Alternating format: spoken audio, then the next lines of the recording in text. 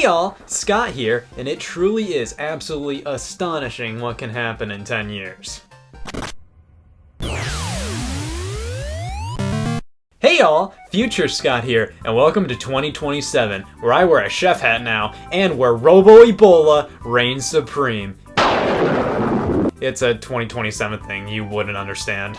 Man, I was expecting to see a gravestone, but a Robo-Ebola epidemic works too.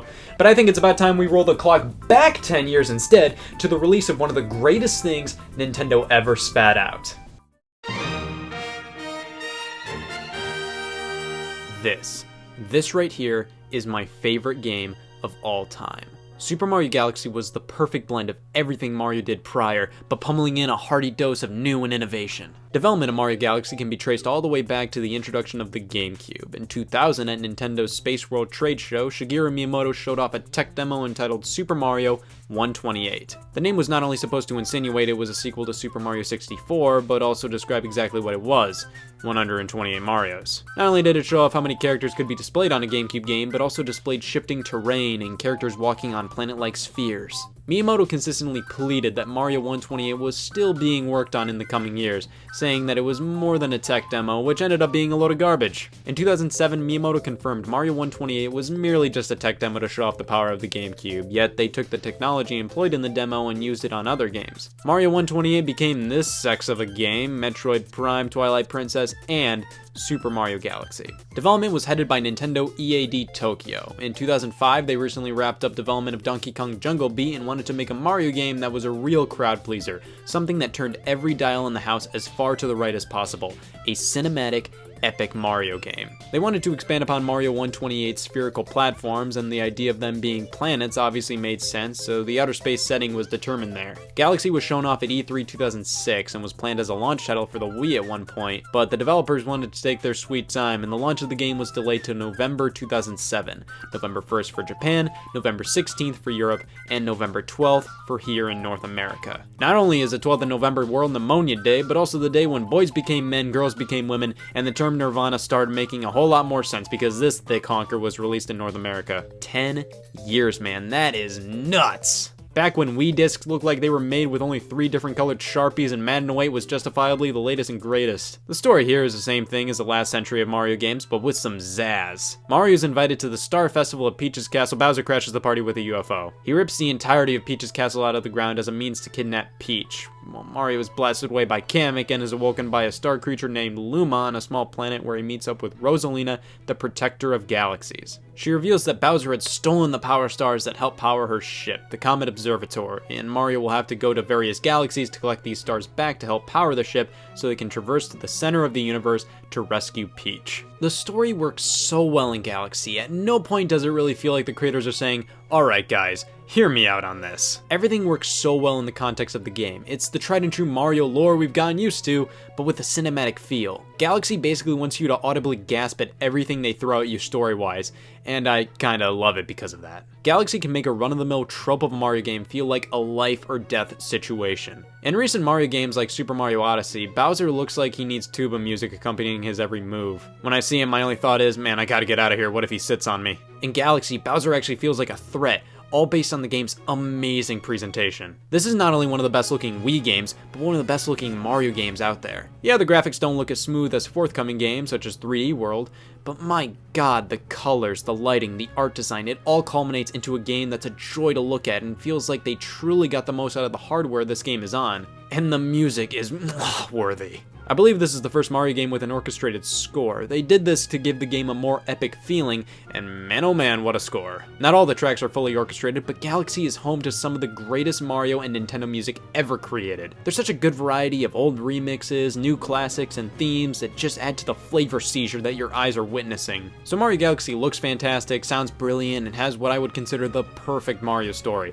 But none of that matters if the game blows. Mario Galaxy was touted by Nintendo as the true successor to Mario 64. In one sense, this is the first worthy successor to Super Mario 64. You see, there was this game that came after 64 entitled Super Mario Sunshine, but Nintendo decided the game was too Super Mario Sunshiny to be considered a Mario 64 sequel. Super Mario Galaxy follows the basic format of prior 3D Mario games, being of course 64 and Sunshine, but adds a large pot of linearity to the mix. Galaxy features a tremendous amount of levels, coined as galaxies, to explore in comparison to its two predecessors. Select a galaxy, select a mission, and complete it by nabbing the Power Star at the end. These missions are incredibly straightforward when looking at them next to 64 and Sunshine. Like I said, these three games follow a similar format, the difference being in how the levels are designed. Prior games featured far fewer yet bigger levels, which allowed them to cram more missions in each of them, and in some cases allow players to select a specific mission, but complete a different one. Galaxy has much smaller levels and less wiggle room for the player to explore. 64 and Sunshine leave a lot to the player to figure out and discover on their own, while with Galaxy, 90% of the time it is uproariously apparent what you're supposed to do the second you enter a level. This sounds like a negative aspect of the game, and for some it is. Galaxy takes more inspiration from 2D Mario games in terms of the player's objectives, as it's much more linear and straightforward. I love the open sandbox style of Mario game that 64 and Sunshine are, and overall I'd say I have more of an appreciation towards that style of gameplay and level design. But man, Galaxy is just so much fun and so freaky brilliant with how it executes its concepts that I love both of these styles equally. And this game has some insane gravity mechanics. Mario Galaxy utilizes the sphere walking technology from Mario 128, and it definitely made this game stick out hard. You can literally walk all around a planet. Sometimes it can be a little weird, but it can be insanely easy to get used to. It's really amazing how they can make this mechanic that seems like it would have been overly complicated be simply second nature. You ever wonder what it would be like if they made Jesus the game? Oh wait, Mario is a Christ figure in this game. He controls fantastically. It may be just me, but I feel like they tweaked Mario's controls so he'd feel completely one with the Wii Remote and Nunchuck combo used in the game. When Mario crouches, I feel it, man. Like they made him look a bit more boxy to look like the Z button. I mean, it may be just me, but I think he looks like a Z button, which makes crouching fun. Moving around is fun. Performing pro moves like triple jumping, wall jumping, long jumping, it's all fun and feels great. Of course, the big new addition to Mario's moveset is spinning. Flick the Wii Remote to make Mario spin, which can be used to defeat enemies and also give you some extra airtime. 64 and Sunshine both had their own forms of attacking, with 64 having this rank punch and kick, and Sunshine having Flood, allowing you to use water to hover or stun enemies. However, I'd say the spin is the most useful attack. I can't say Flood wasn't incredibly versatile and useful as a platforming tool, but attack-wise, spinning is so satisfying when you directly hit an enemy, man. It works so incredibly well. You may think flicking the Wii Remote for this attack would be incredibly hit and miss, but I've never had a problem with the Wii Remote misreading my movements. Galaxy makes tremendous use of the Wii Remote's technology. It's definitely here, but doesn't take center stage. This is a true Mario game, with motion control elements supplementing it. But I'd say the Wii Remote's pointer functionality is more prevalent here than motion. Nearly all the time during gameplay, you can point the Wii Remote at the screen and the star cursor will appear, allowing you to immediately collect a new item in the game known as Star Bits. Star Bits were basically implemented in the game due to the amount of quick cutscenes of Mario flying through space. These don't require player input, so most of the time during these sections there's a hefty supply of Star Bits for you to collect while Mario is zooming to the next planet to keep you interested. Star Bits can net you more 1-ups and also be used to feed hungry Lumas to access new galaxies and planets within levels. There's also pull stars, which require you to point the remote at them and grab it with A to pull Mario towards them, these wads of gum you have to pull back to fling Mario forward, and missions that turn your cursor into a can of compressed air to blow Mario within a bubble throughout a treacherous obstacle course. Of course, there are sections that require the use of extensive motion control as well. As stated, spinning requires flicking the Wii Remote, and launch stars require a swift flick to launch Mario into space. These are amazing. Not only do these trigger some wicked neat and quick animations, but they're so satisfying to trigger. Power-ups return in Mario Galaxy, and a fair amount of them depend on the waggle of the Wii Remote. I gotta be honest, the power-ups in Galaxy are nothing special. They're cool ideas, but either they have a time limit or just not that fun to use. The headliner is the Bee Mushroom, which transforms you into Bee Mario. You can fly for a very brief period of time and can stand on flowers and clouds while also being able to cling and traverse honeycomb walls. I always found it weird that puddles of honey still slowed Bee Mario down though. It felt like moseying through honey with no problems would have been an easy advantage to give to this power-up. The Boo Mushroom turns you into a Boo, with the shake of a Wii Remote turning you invisible to go through some objects. The Fire Flower makes a return in the form of a timed power-up. Flicking the Wii Remote throws fireballs for a short period. The S Flower allows Mario to turn water and lava into platformable ice with a shake, allowing Mario to skate on it. The Spring Mushroom turns Mario into this ungodly creature and allows for some insane jumps, but at the cost of being an awkward mess to control. The Rainbow Star is an invincibility power-up, and the most underwhelming power-up in the whole game is the Red Star. Underwhelming because this is actually a great power-up, but it's so underutilized that it saddens me greatly. It allows you to fly and controls extraordinarily well. I just wish it was in some actual stages. Power-ups are completely context sensitive. They're only available in very specific instances, and they mostly don't feel like a power-up, but more so just an excuse for a change of pace. But who could forget everybody's favorite motion-controlled segments of Galaxy, the rolling ball, the manta ray, and the trash stages. Hold the Wii remote like a joystick to control Mario on a rolling ball. Get to the goal and get to the star, but my god, I think they programmed this ball to make sure the player is breathing extensively through their nose while controlling it. It's pretty stressful, but nowhere near that hard or annoying. With the manta ray sections, you point the Wii remote at the screen and turn it like a key to ride the manta ray and control where it goes. I always found these missions to be far harder than the rolling ball ones. It just goes so much faster and it's so easy to fall out of the water. We also have the worst part of the entire game, cleaning up the robot Gizmo's trash. Throw bombs to blow up the trash. You have a pretty strict time limit. You truly have to have a nearly perfect run to succeed here. This guy acts ungrateful when I don't get all the trash blown up in 30 seconds. What reality does this game live in? You have to throw the bombs where these golden dots are for perfection, but man, did I not know that on my first rodeo. I feel like everybody mentions these motion control missions in the game and make it seem as if Galaxy is filled to the brim with these things. Don't be fooled, these types of missions only appear 2 to 3 times in the entire game. Out of the 121 stars to collect, these barely scratch the surface. Galaxy has a plethora of variety in its missions. It truly doesn't get boring or repetitive. And this is finally the portion where I can talk about some specific levels and things, and oh me, oh my, please excuse me, this is my favorite game of all time. Honey Hive Galaxy, get in my mouth, this is such a charming level. All the beats are floating around and you get to traverse Queen Bee. Look how good this looks. Racing against Boo and the Ghosted Galaxy via the Pole Stars was intense, but man, it was so satisfying to win. And the boss fight in that area, Boulder guys, oh my god, what a boss. King Caliente, oh, you gotta wham the rocks back at him, and it's so satisfying, like, here comes a bitch, do a little jump, wham! Gusty Garden Galaxy is sex. The Toy Time Galaxy is amazing. It's just so much fun to play through. I love it. The opening section, oh, this is where it all began, and what an intro. It's so beautiful and peaceful. Look at those a few moments. Rosalina's backstory is told through a storybook. You get more and more chapters throughout the game, and holy moly, it's a downer and a half, but holy moly, a Mario character with a backstory. Prankster comics appear in the older stages that bring harder versions of stars you already completed into the mix, and one of them being a race against this bastard. Completing the game with all the stars gets you nothing.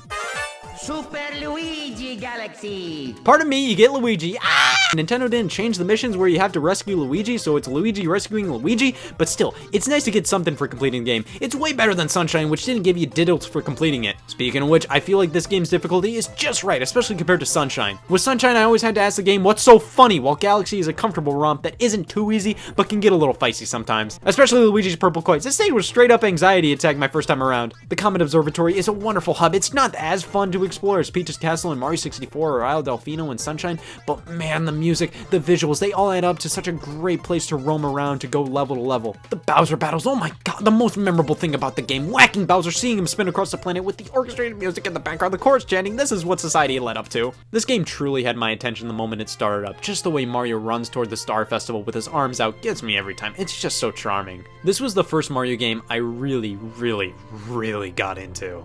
As a kid, I played a lot of Super Mario World, Yoshi's Island, Super Mario Bros. 3, the original, and I dabbled in Mario 64 and Sunshine, but Galaxy truly engrossed me. This is not just a game, but truly an experience and a masterpiece at that. Yeah, it's more linear than Mario 64 and Sunshine, which some may dislike, but I believe the minds behind this game did this because that was truly the perfect vision for what Galaxy should be. Galaxy was conceptualized as a 3D Mario that was more accessible to novice players, and I think it succeeded greatly. It's easy for more to pick up compared to 64 and Sunshine, but it's not dumbed down for veterans. The game Super Mario 3D World does this as well, being a 3D Mario game that plays just like a 2D one, but I prefer the way Galaxy executed the more accessible 3D Mario idea.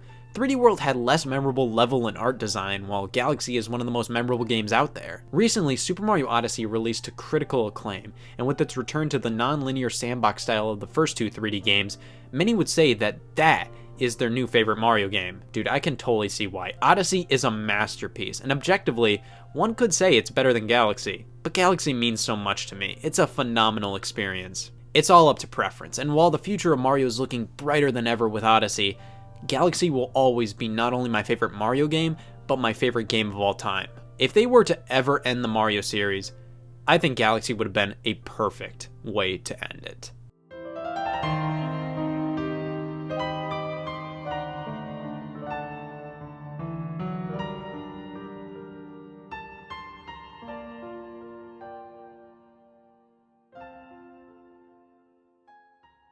But blam, we'll get to that eventually. Of course, with the game's elements of the great beyond, one may wonder, is any of this possible in the distant crevices of outer space? And that's why I constructed the Mario Galaxy probability formula. It formulates the percent chance of the probability of giant bees in outer space at 0.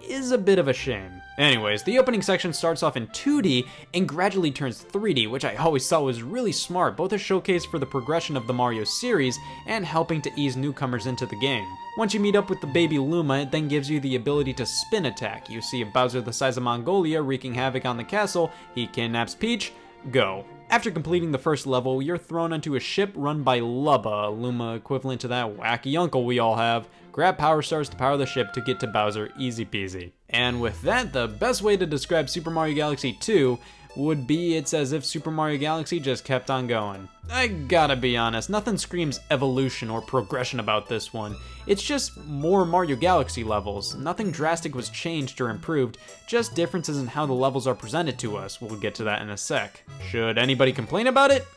God no! What really needed improved with Mario Galaxy to begin with? I think any problems people have with the game are just based on Galaxy's formula of more linear level design, and even then, I think you have to admit, it's not bad, it's just probably not for you. There weren't many definitive problems with the original game, so with a sequel, I almost think it would have to be on an all-new, more powerful platform to be more distinct from the original. With this being Super Mario Galaxy 2, this of course means that Galaxy's mechanics are all brought over. From what I can tell, everything is retained from the first game. You can jump, crouch, long jump, wall jump, spin by shaking the Wii remote, it's all back and still feels great. Gravity is still a key aspect of the gameplay here as we can walk all around various terrains. However, it's definitely downplayed compared to the first game. Don't get me wrong, Galaxy 2 still does a ton with gravity, but it felt like the first game flaunted it a lot more. 2 is more so concerned with using it when it benefits the level design. One thing Galaxy 2 definitely does differently is the difficulty. This isn't the hardest game out there by any means, but it's definitely much more difficult than the first game.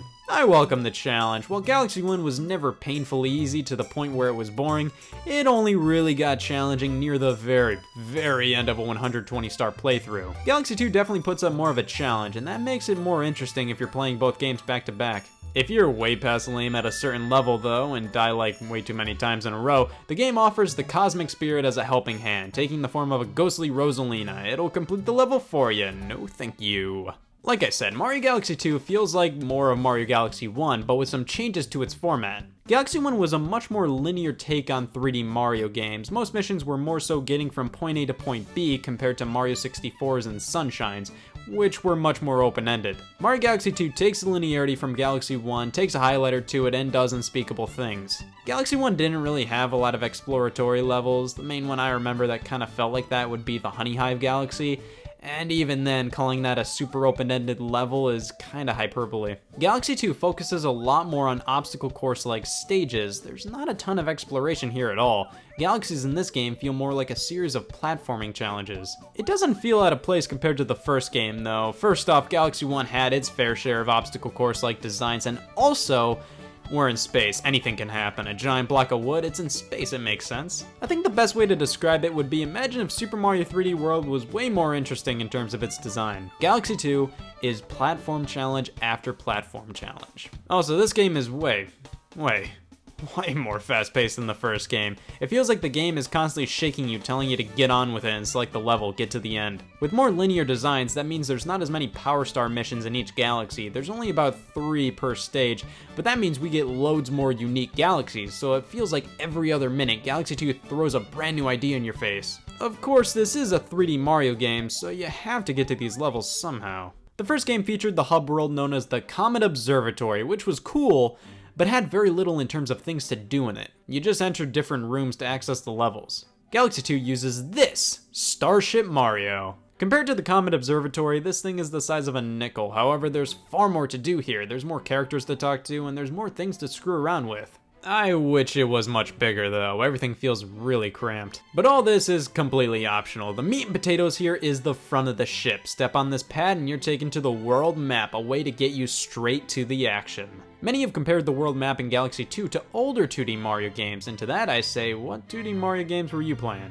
This is fundamentally just a straight line. You don't really get much of a choice as to which level you tackle next. Every now and then you hit a fork in the road and get to choose, but the majority of the time, The game tells you have to beat a certain level to progress. That's fine, but definitely a bit different compared to the first game. The world map is way less interesting, but does make things a bit quicker to just hop into a level. However, there's some really odd bloat here for a game so hell-bent on getting you into the action as quickly as possible. Like take for example, on the world map you may encounter a hungry Luma. These you have to feed a certain amount of star bits you've collected to access a new pathway to new levels. Clicking on them calls them to Starship Mario. You then have to walk up to them, talk to them, feed them, they transform, then you have to go back to the world map to access the levels.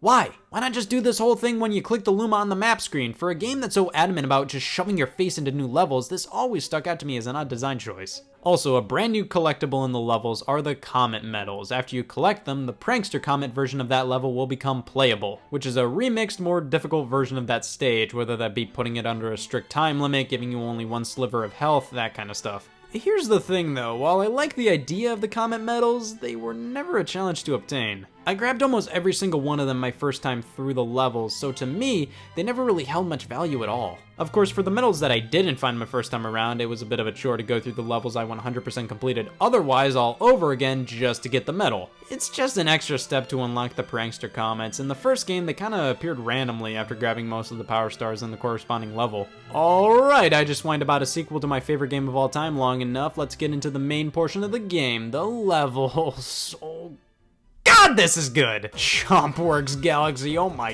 god, it's like you're part of a Rube Goldberg contraption trying to get a chain chomp from point A to B. Clouded Core Galaxy might even be sexier than Gusty Garden Galaxy from the first game. Puzzle Plank, god, what a boppin' tune. Every single time you blink, this game throws something new at you. It's insane! Flipsville is just neato, not gonna lie. Throwback Galaxy, only Super Mario Galaxy can rehash so much and get away with it. Jesus, the absolute size of this boss fight. This game is absolutely fantastic. It's amazing. It houses some of the best level design out there. It does some things differently compared to the first game, and they aren't bad changes by any means.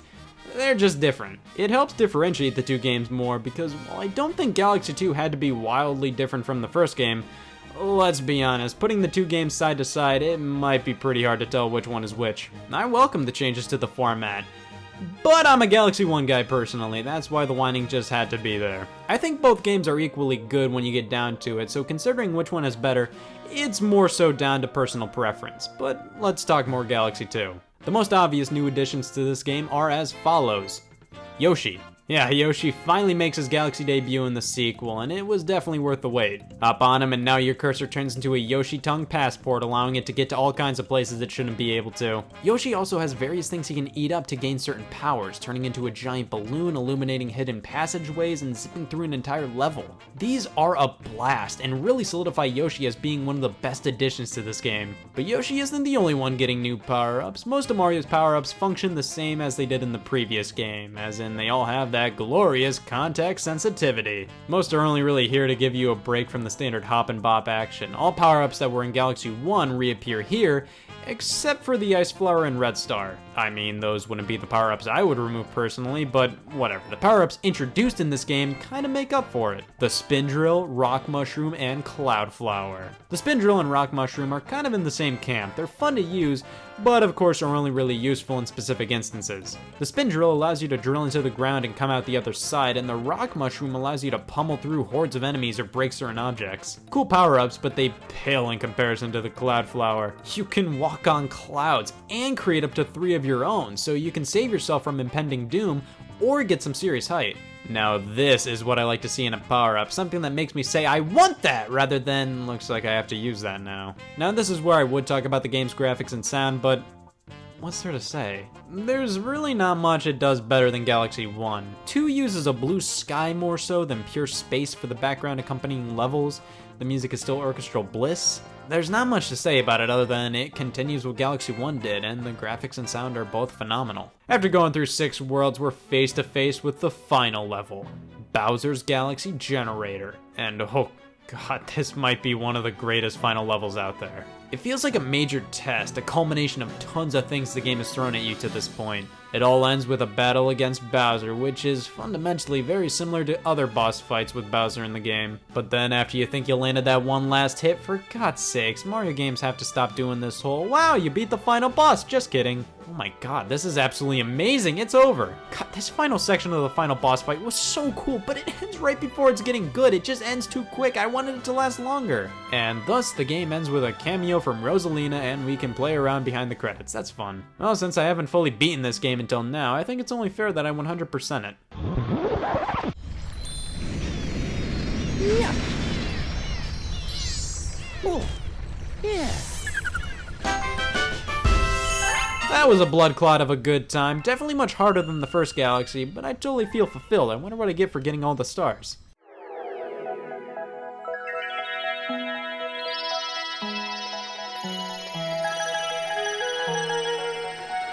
No.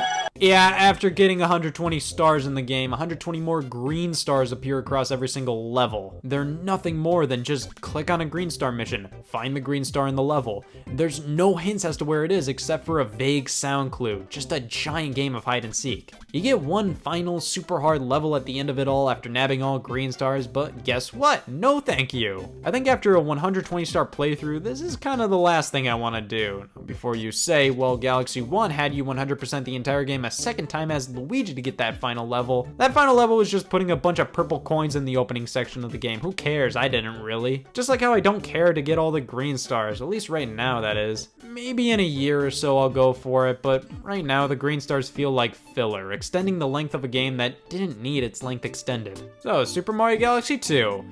It's phenomenal. However, I'll always prefer Galaxy 1, and it's totally a nostalgia and an emotional attachment sort of deal. I totally get why many prefer Galaxy 2. In a lot of cases, it feels like Galaxy 2 looks at everything Galaxy 1 did and says, that's cute, and just ups the ante. More levels, more ideas, more Galaxy. But to round up why I prefer Galaxy 1, allow me to introduce my brand new reoccurring segment. Why I prefer Galaxy 1 to 2, I am running out of ideas for new segments. Galaxy 1 did it all first, so it's just a bit more special to me. The setup and story isn't as cool as Galaxy 1. I prefer the format of Galaxy 1. While 2's ideas can be cooler, 1's levels were just a bit more memorable to me. Galaxy 2 has way more filler and reuses way more ideas than 1. Now, am I wrong for preferring Galaxy 1 to 2? Yeah, probably. Well, after wasting so much time getting 120 stars in Mario Galaxy 2, I've spent no time bringing in the dough to pay some rent. But I caught these landlords hard. You see, the water here is free. All I have to do is bottle up some tap water, sell the water bottles at a water bottle stand for profit, and then I'm gonna be living on paying my rent on Time Avenue. So that's what a surplus is. Hey y'all, Scott here. You ever love a game so much that other people say is basically the bubonic plague? I've been there. And I'm here to combat those people by stripping that word of all negativity. I love Super Smash Bros. Brawl. This shit is bubonic! Alright, a Smash Bros. Crash course, if you will. 1999 sees the release of Super Smash Bros. On Nintendo 64. A fighting game like no other, which saw up to 4 players trying to knock their opponents off of the stage/screen as an array of Nintendo All-Stars. The more damage you take, the higher percentage you gain, and the easier it is for you to get launched. It was a critical and commercial hit, so the next step was some solid evidence that God exists with a 2-year development cycle. Super Smash Bros. Melee released on the GameCube only a few weeks after the system's launch in 2001 and upped the ante on everything from the previous game. A crazy amount of new single-player content, more characters, stages, better mechanics. Melee had it all and is how a sequel is done. While the GameCube was far from Nintendo's most successful platform, Melee still sold incredibly well. It was the game people bought GameCubes for, the game people knew the GameCube for. With the popularity of Melee, people were dying for a new game for years. Then E3 2005 stumbles into the room. Satoru Iwata is discussing details on the company's newly announced next-generation console, the Nintendo Revolution, and decided to announce that, yup, it's a thing. 1 or 2 Wi-Fi games will be ready for launch. And I am pushing our teams to make sure Smash Brothers is one of them. Yes, a new Super Smash Bros. Was officially announced at E3 2005. All that was said was, hey, Smash Bros. Will be a launch title on the Revolution with online play, right guys? The Smash Bros. Director Masahiro Sakurai was surprised at the announcement, as nobody ever told him a new Smash game was in development. Iwata met with him the next day, formally asking him to be involved with this Smash Bros. Game, being in charge or as close to in charge as possible. And with that meeting in the books, the third Super Smash Bros. Game officially entered production a day after it was announced to be officially in production. After Sakurai finalized some plans like the initial character roster, development commenced later that year. Following Nintendo's E3 2006 press conference showcasing the newly renamed Nintendo Revolution, now going by Nintendo premiered the first look at the next entry in the Super Smash Bros. Series, Super Smash Bros. Brawl. I always loved the intro showing the characters transforming from Melee to Brawl and the freeze frames with the new characters' names underneath. The trailer revealed Meta Knight from Kirby, Zero Suit Samus from Metroid, Wario sporting his WarioWare attire, and Pit from Kid Icarus, everybody's favorite. Also shown off was the inclusion of Final Smashes and Assist trophies, a pretty spectacular first impression.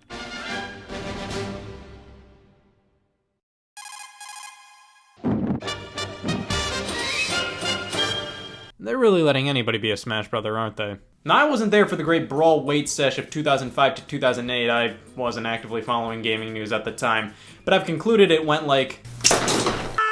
Nice. There's gonna be f***ing stages? Every weekday, a new piece of information was revealed about Brawl on the official website, the Smash Bros. Dojo, starting on May 22nd, 2007. These updates would range from how to use a controller to, is that a fucking Sonic the Hedgehog? Yeah, Sonic made it in, but because of it, among numerous other issues, Brawl saw a few delays after initially being pegged for a December 2007 release. Yes, the Smash community is stoked. But when? Well, not next year. Not next spring. Releasing on January 31st, 2008 in Japan, March 9th, 2008 in North America, and June 27th, 2008 in Europe, was the wait worth it? People f***ing hate this game. Brawl is generally considered the weakest of the Smash Bros. Games to many. Not because it's a bad game or poorly made, far from it, but so many fans say this game was a disappointment. It was unbalanced, it wasn't competitive enough, it just didn't live up to Melee. To be fair, it was 7 years in the making, so expectations were definitely high. Considering Melee blew everybody away after being developed in only 2, kinda meant Brawl had a lot to live up to. I think a major problem people had with Brawl, other than the tweaks to the Smash Bros. Gameplay, is that it didn't introduce as many new things as Melee did, it more so expanded upon Melee. But we'll get to that when we get to that. First things first, this is the only other box art I have framed next to my bed. Brawl's cover is one of the best in the series. Just look at it, all the characters are looking towards you with beams of light shooting from the center. Just the overall composition of this shot is mesmerizing. This is the box art that makes you proud of being a Nintendo fan. Popping the game in. Jesus Christ, we're greeted to a relatively long loading screen. This always killed me back in the day. Blam, Brawl's intro. What can I say? This thing is great. However, a lot of people will completely dismiss this intro due to Melee's being the absolute cream of the crop, and while I'm not going to disagree entirely, I'm going to defend Brawl's right quick. So Brawl's intro is a compilation of CGI cutscenes from the game's adventure mode and random shots of gameplay. People have complained that it's not a coherent intro that was animated with the purpose of being an intro. Like Melee's. I smell a counterpoint. Melee's intro still had shots that very rarely connected to each other. Here's Metroid. Here's Zelda. Here's Yoshi. Like, it was basically random shots of these characters, and Brawl's is the same thing, except these shots were also used elsewhere in the game. Melee's intro had gameplay randomly cut in too. Both of these are far more similar than people act like they are. I will say, some parts of Brawl's intro leave me feeling like, oh man, I'm gonna look like a loser for saying this intro isn't that bad. Like, the final shot is just the halberd flying. To quote the 11th commandment, that is not how you end an opening movie for Brawl. People also dislike how the announcer doesn't screech Super Smash Bros. Brawl on the title screen. Alright, I'll give you that one, but the game already broke every bone in my ear. I'll gladly take a moment of silence. Let's talk about the roster of characters, as Brawl's is the first one in the series to omit characters from previous games.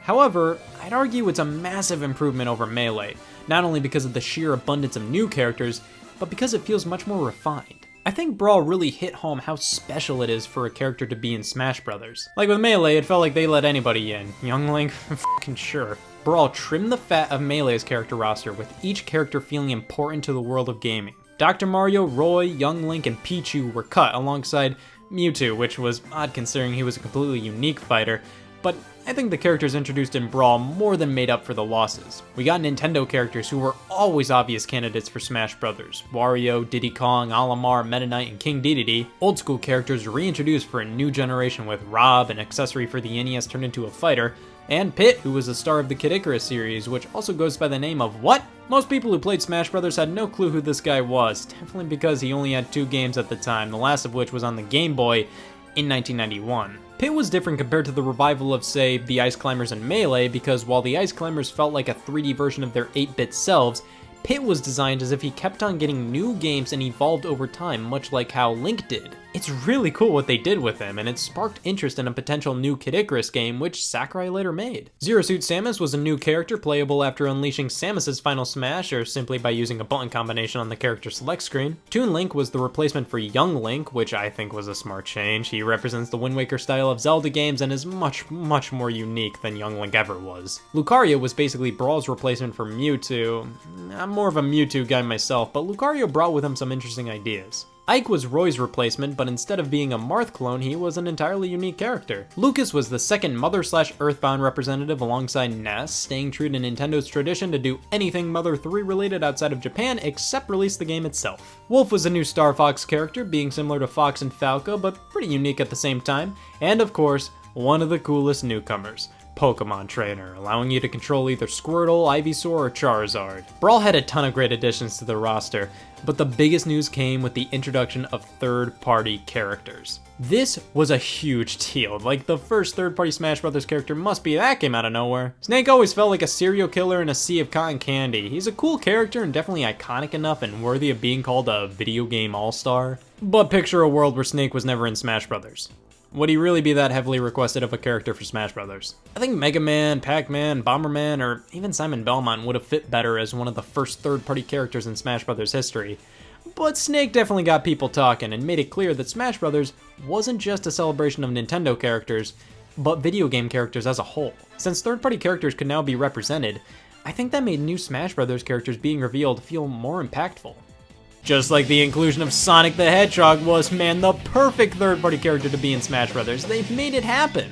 Mario's rival, one of the most iconic faces in all of gaming. His moveset blows, most of it is just a spin dash, man. Moving on to where these characters actually fight, I love Brawl's stage selection, man. So much variety, so many series represented. There's a lot of wacky, crazy stages, but there's still a fair amount of stages that are calm and competitively viable. I adore PictoChat, WarioWare, Luigi's Mansion, Delfino Plaza, Yoshi's Island, Bridge of Eldin, Skyworld, so many great ones. We have some fun ideas for stages too, like 75 meters, Mario Brothers, and Hand and Bow, but those play like gingivitis. A select few Melee stages are brought back, but no stages from the first game, unfortunately. That was always a bummer. The gameplay here is still Smash Brothers, there's no doubt about that. The biggest new addition has to be Final Smashes. When the Smash Ball appears, if you happen to break it open, you can unleash your Final Smash, a character-specific special move that's tailor-made to be a devastating blow to your opponents.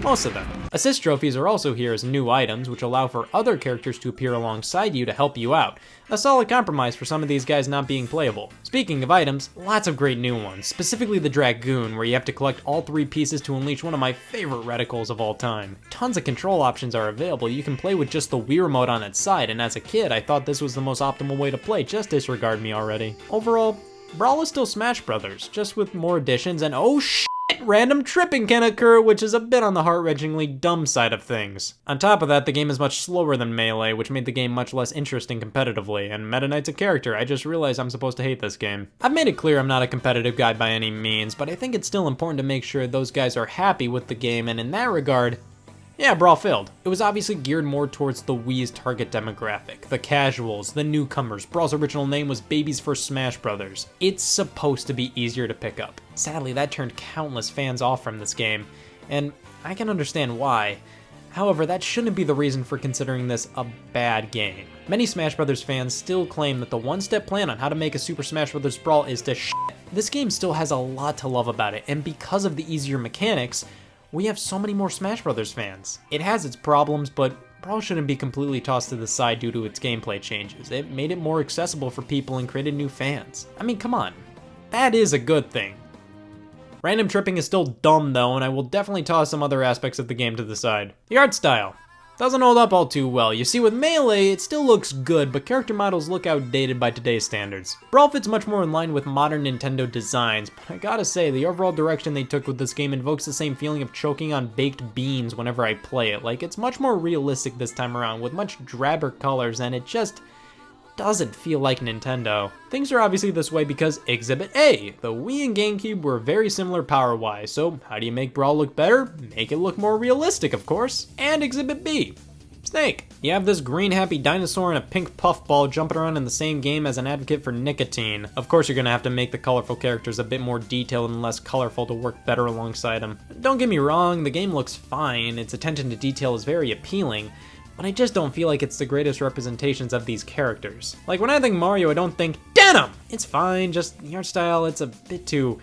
realistic and gritty, I guess, for a celebration of Nintendo. Even though the visuals may not hold up all too well, this game's soundtrack is phenomenal and will be played at my funeral in its entirety. The quality and quantity of tracks have been greatly increased, and every track deserves at the very least a foot thumping. You can unlock more music by finding CDs and can even customize how often you want certain songs to play on certain stages with My Music. Melee brought with it a slew of new single-player modes, and when we look at what Brawl did, wow, it looks like Brawl remembers Melee too, guys! I'm sad to report Classic Mode was taken to the vet and either declawed or neutered. I'm really having a tough time deciding which one. It's still the same variety of matches against random opponents, but the fun little minigame diversions are gone. All that's left are 2 rounds of Break the Targets. And, get this, back in the first 2 games, each character had their own unique Break the Target stage that took advantage of that character's abilities. Now there's just 5 separate stages based on 5 different difficulty levels. Sure, that's easier to develop and makes it more simple to talk about who got the highest score and whatnot, but this is way lamer now. Other than that, Classic Mode is pretty much the same as Melee.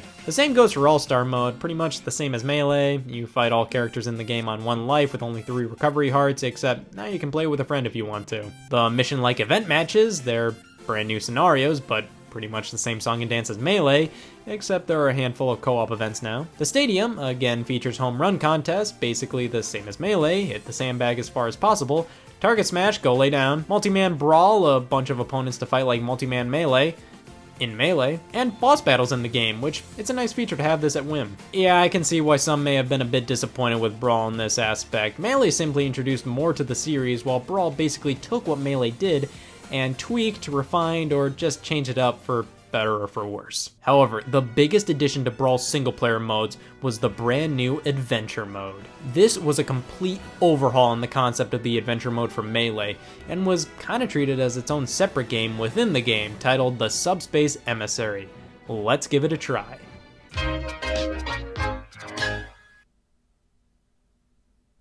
I really fucking hope I never have to do a book report on that plot. How is there not spark notes for that thing? Yeah, so Adventure Mode has been increased from a solid 30 minutes to 8 hours. The mode just becomes a bit too repetitive and goes on for far too long. I did like it, but it just needed to be cut down a bit. It's all worth it for those sweet, sweet CGI cutscenes that tell what I think is a story. I'm not even gonna try to make sense out of it. Characters get turned into trophies, which is bad. Stop the butterfly man at the end, that's what I took from it. Subspace allowed you to pick characters in the order you preferred playing them, and whenever a secret character would join your team, they'd be unlocked outside of Adventure Mode, which definitely gave Subspace more of a purpose. However, my biggest problem with the Adventure Mode is the lack of a ton of fan service. You battle a ton of generic original enemies, traverse worlds that, even if they are from Nintendo games, just feel really bland and not interesting. For example, so many of my memories from Subspace Emissary involve Skyworld, the land of Kid Icarus, a game I primarily associate with black backgrounds.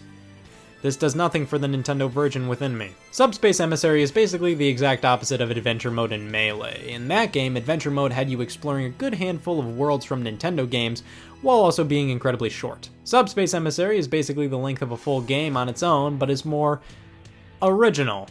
And please take that the wrong way. It's just not interesting to explore a lot of these worlds. If they're from an actual game, they still feel super generic, and if they're completely original worlds, they feel super generic. Subspace Emissary gave Brawl a lot of its charming character, and I like that it's here, but it definitely had some problems that could definitely be fixed in the next Smash Brothers. Come on! But Brawl's main selling point wasn't the Adventure Mode, it was the inclusion of online play.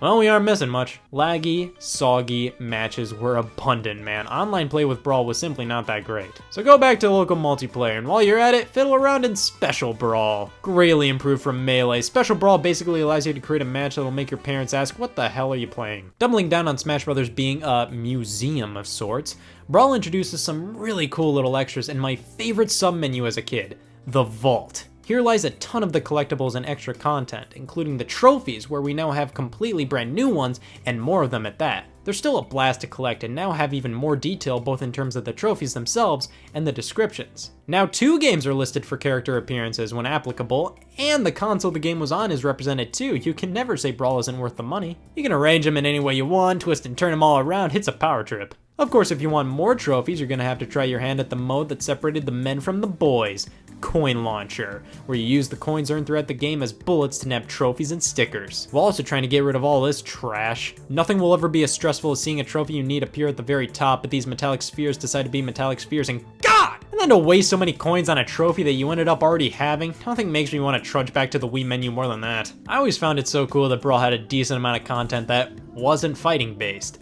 Speaking of which, stickers! Wait for Sakurai to say, what are you all bitching about? Crystal's already in Smash Brothers. Basically, stickers were random pieces of art you could collect from tons of different games. Back in the day, I didn't even know the stickers were here for you to stick onto your character in the Subspace Emissary for stat boosts. I just thought they were fucking stickers. You can make little collages and stuff. It was a lot of fun for me. Now, if you want to talk modes that'll make your local 11-year-old Scott Wozniak squee, look no further than Stage Builder. You can now build your own Smash Brothers stages. That's amazing. I did this. The stage builder is very limited, and while that can lead to some out-of-the-box thinking and thus some cool ideas, the novelty of making your own Smash Brothers stages wears thin pretty quickly here. The themes, items, and terrain you can choose from are all just super generic, which doesn't make much sense when you can choose any background music from the game to play on your stage. Why can't I play Kirby music on this stage that has no Kirby-themed elements on it? It would have been cool to have some Mario, Zelda, Metroid, or whatever franchise type items or enemies to plop onto the stages. The stage builder was never really seriously used by me. I generally only fiddled around in here just to see how much of a jackass I could be. Challenges features a huge wall of things to do and trinkets to unlock. Chronicle is a list of all Nintendo published titles, which I always really appreciated. And finally, Masterpieces allows you to see where a few select fighters got their start. Yep, you can play retro games within Smash Brothers. This is insane. Time to twiddle in a game of Donkey Kong.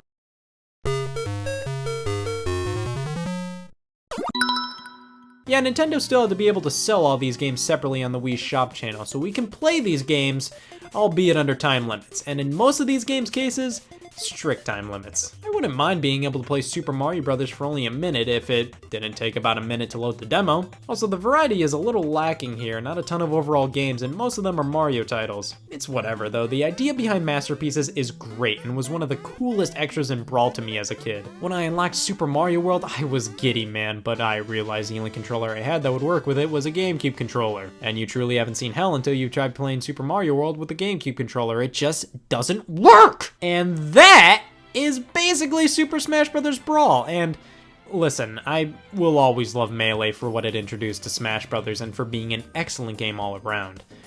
But Brawl just took it to another level for me. I know of the problems with the gameplay tweaks and not as many new ideas and modes as Melee, but to me, Brawl was Melee but with even more stuff and fan service. It's always a joy to pop it in and to just explore.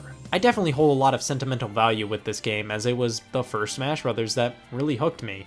So keep that in mind when I say I prefer it to Melee. It's far from perfect, but I think at the very least we can all agree it's an extremely well-made game that had a lot of love and attention put into it. And hey, if you just can't stand the gameplay, you can always turn to fan-made mods like Project M. It may not be your Smash Brothers of choice, and that's okay, but it'll always be one of my favorites. Brawl was a great game, and was where everybody's mind started racing as to what could possibly be a Smash Brothers character. Rayman, Geno, the General, Chibi Robo, Vince Young, Brett Favre? As an assist trophy. Hey all, Scott here. There I was, about to get out of bed and face the challenges life had for me that day. But then the trauma came back, and I just couldn't do it with this in the room. Mario Kart Wii is the best Mario Kart for the Wii, but at that point, it's also the worst. This is one divisive game. People either consider this to be one of the worst Mario Karts, or one of the best, and I am guilty of committing the former. This was the first Mario Kart for a home console I owned myself. I played 64 and Double Dash at friends' houses, and I contracted Super Circuit, so this wasn't my first rodeo, rather my first one under my own roof with my own TV. And I feel like that was the case for lots of people, as Mario Kart Wii sold over 37 million copies. More people have Mario Kart Wii than scurvy. Why was this the Mario Kart to really break the ice with humanity? Well, I'm glad I asked. Allow me to introduce my 3-step program to be just like Mario Kart Wii. Step 1, release on the Wii. You guys know the Wii, right? Everybody has one, and if you don't think you do, check your couch cushions. One probably slipped in there. The Nintendo Wii sold over 100 million consoles. Everybody was going crazy for it, so releasing a Mario Kart title on it, yeah, it was gonna bleed cash. Step 2, have 5 Mario Kart games on 5 prior systems. The series was already wildly successful at this point, and the fact that pretty much everybody bought a Wii meant that people who might have only played one Mario Kart in the past, well, they have a new Mario Kart to play on this new platform they bought. And for the people who never played a Mario Kart prior to the Wii, step 3, wheel. Mario Kart Wii came bundled with the Wii Wheel, an accessory that really put you in the driver's seat. This is plastic. This was the big reason why Mario Kart Wii was so popular. The Wii was already doing really well because you could swing the remote to play golf. It felt so natural. Well, what if you could do the same for traffic violations? Yes, Mario Kart Wii came in a chubby little container filled with Mario Kart Wii and Wii Wheel. I remember really wanting this game because of the Wii Wheel. The idea of driving in a video game with an actual wheel, like what? The game was announced at E3 2007 alongside the Wii Wheel, and this is how the audience reacted to the Wii Wheel. A custom Wii Wheel that makes its debut with Mario Kart for Wii.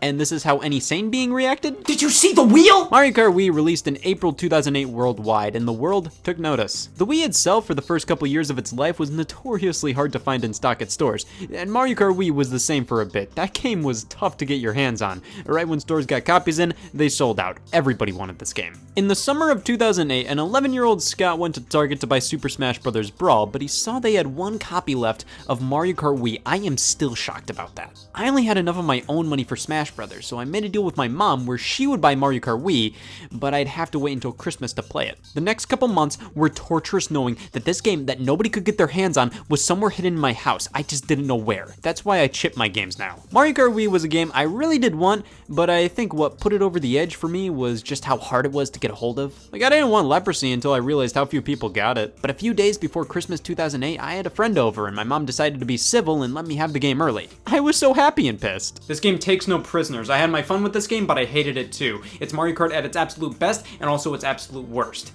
So I think it's about time I battle my inner demons and step into the Mario Kart Wii arena once again to see if this game is actually good or not. Let's do it.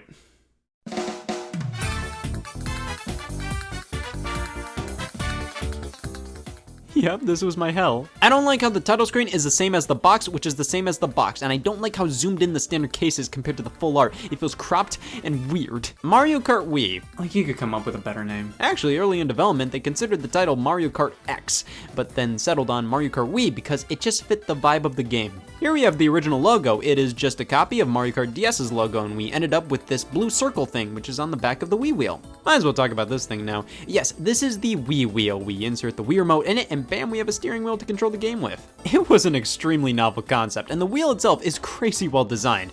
I mean, it should be. Nintendo went through way too many prototypes for a wheel. A wheel. There's a hole for the Wii's wrist strap to go through. The wheel itself has an enlarged B button that's just begging to be pressed, and on the side we have a little see-through section for the IR sensor, which means you can still select stuff with the remote while it's inserted. The Wii Wheel is a testament to just how versatile the Wii remote could be. You could just smack it into any plastic you throw at it. Here, bam, it's a wheel. Now if you wanted to use the Wii Wheel with other games, I mean, sure, go ahead, but always look for the compatible with Wii Wheel logo on the box to make sure you can. It's plastic. We have multiple save files we can select, which is actually really nice. You don't have to start over from scratch if you're just dying to unlock baby Luigi again. Here we have 11-year-old Scott. He was pissed off for some reason and didn't complete as much of the game as he wanted to. We have the standard Grand Prix, time trials, battle mode, the usual suspects, 16 brand new tracks, and just like with Mario Kart DS, we brought back 16 retro tracks from the past 5 games. No repeats for Mario Kart DS either, completely new retro tracks. Well, let's start fresh and hop into a race.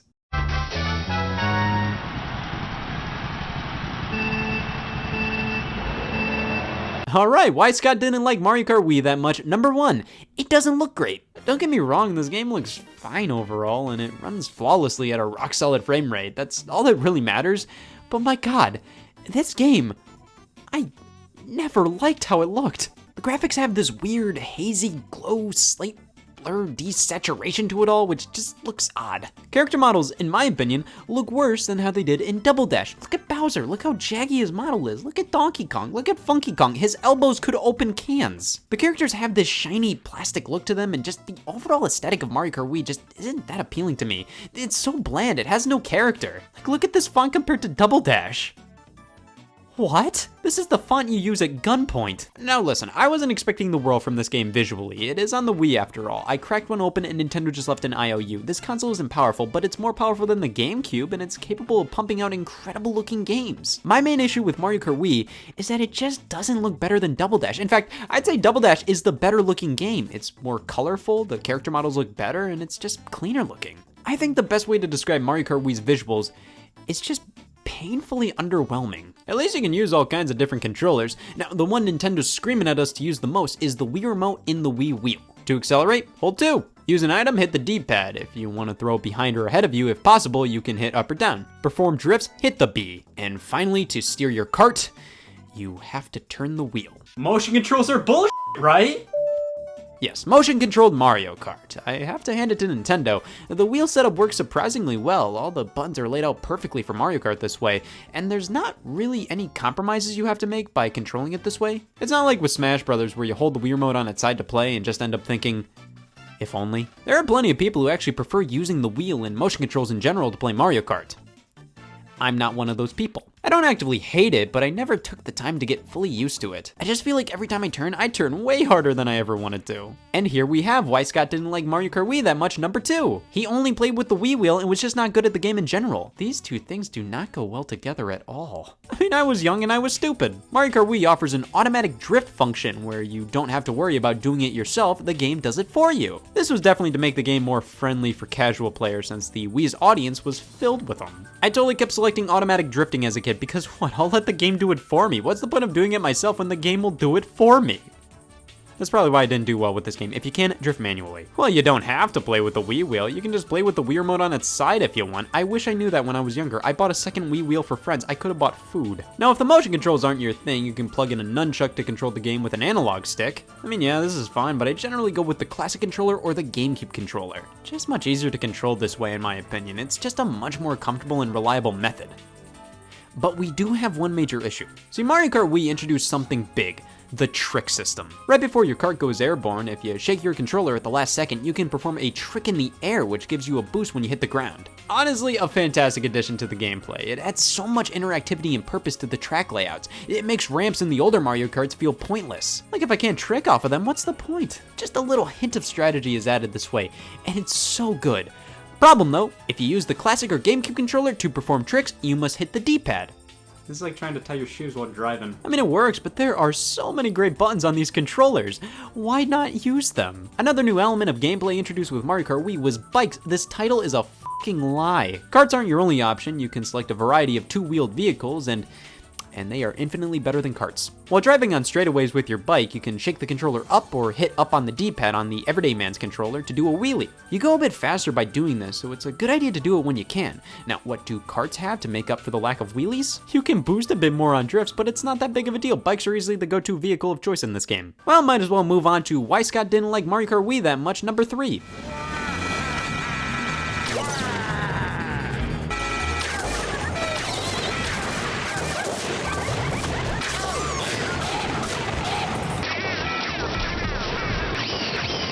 I have had races with like 4 blue shells being thrown out sometimes. Why do players get the bullet bill like 10 seconds into a race? Like, do they really need that? Do they need to catch up this early on when everybody is this close to each other? Oh wow, a blooper, that didn't do anything. Mario Kart Wii's items are out of control. Primarily the blue shell appears far too frequently. And the new items introduced don't add all too much to the game. The Mega Mushroom, it was introduced in New Super Mario Bros. It was a complete gimmick there and is a complete gimmick here. I would always get crazy excited when I got this, and after activating it, I'd grow big for like 5 seconds and then we're all back to reality. The Mega Mushroom is pretty much a less effective star. Like, it makes you invincible to a few things, but when other people get a star or a bullet bill or lightning, yeah, it goes away. But it's so short-lived and just makes you grow big.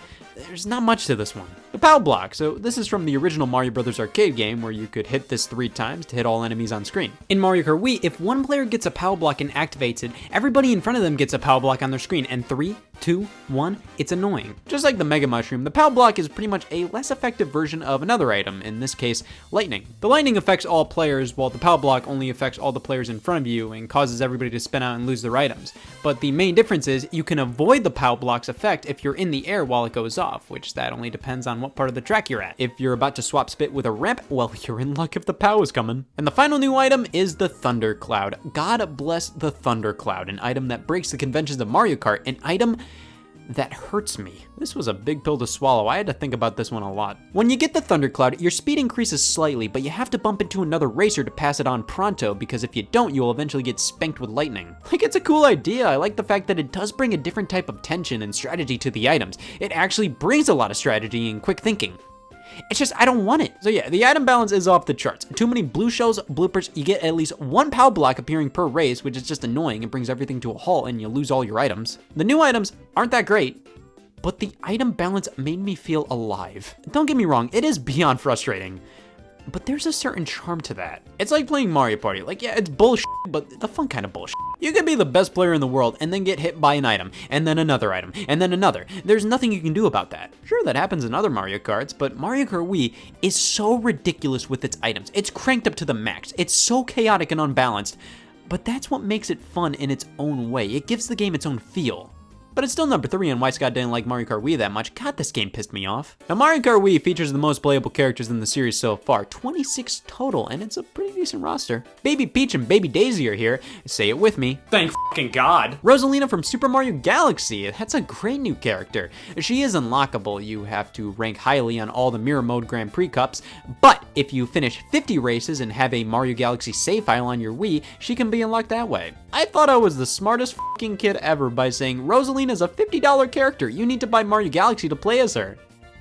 Which, I mean, I wasn't wrong. Funky Kong's here, which is everybody's favorite character in this game. There's no debating that. He was always that bachelor uncle everybody wished they were, and is apparently the best character in this game in terms of stats. Is anybody really surprised? And then Dry Bowser. Yeah, out of all the other characters they could have chosen or brought back from older games, no, Bone Bowser. But I saved the best for last. We have the greatest addition to the roster. Me. See, you get this picture for getting to the end credits. If you took a picture off screen and sent this to me in 2008, I would have shit myself. They put me in Mario Kart. I loved when Nintendo let me use my Mii in these games. I honestly would choose my Mii just so I could gawk at myself on Luigi's Circuit. Speaking of which, 32 tracks are once again present, just like with Mario Kart DS. 16 new, 16 retro. There are quite a bit of highlights here, and starting with the Mushroom Cup, we have the definition of not a highlight, Luigi's Circuit. I want a list of people who answered to the question, what do you like about Mario Kart Wii? The Luigi Circuit! Double Dash also started out with a track named Luigi Circuit, but at least that one had the interesting gimmick of having a map you can't show on TV. There were moments where you could go face to face with oncoming traffic, players going in the opposite direction. That was pretty cool. Luigi Circuit in Mario Kart Wii, there's this one section with a ton of dash panels. I had to research the name, and that's it. Moo Moo Meadows. Now, this is a cozy track. It's a sequel to Moo Moo Farm from Mario Kart 64.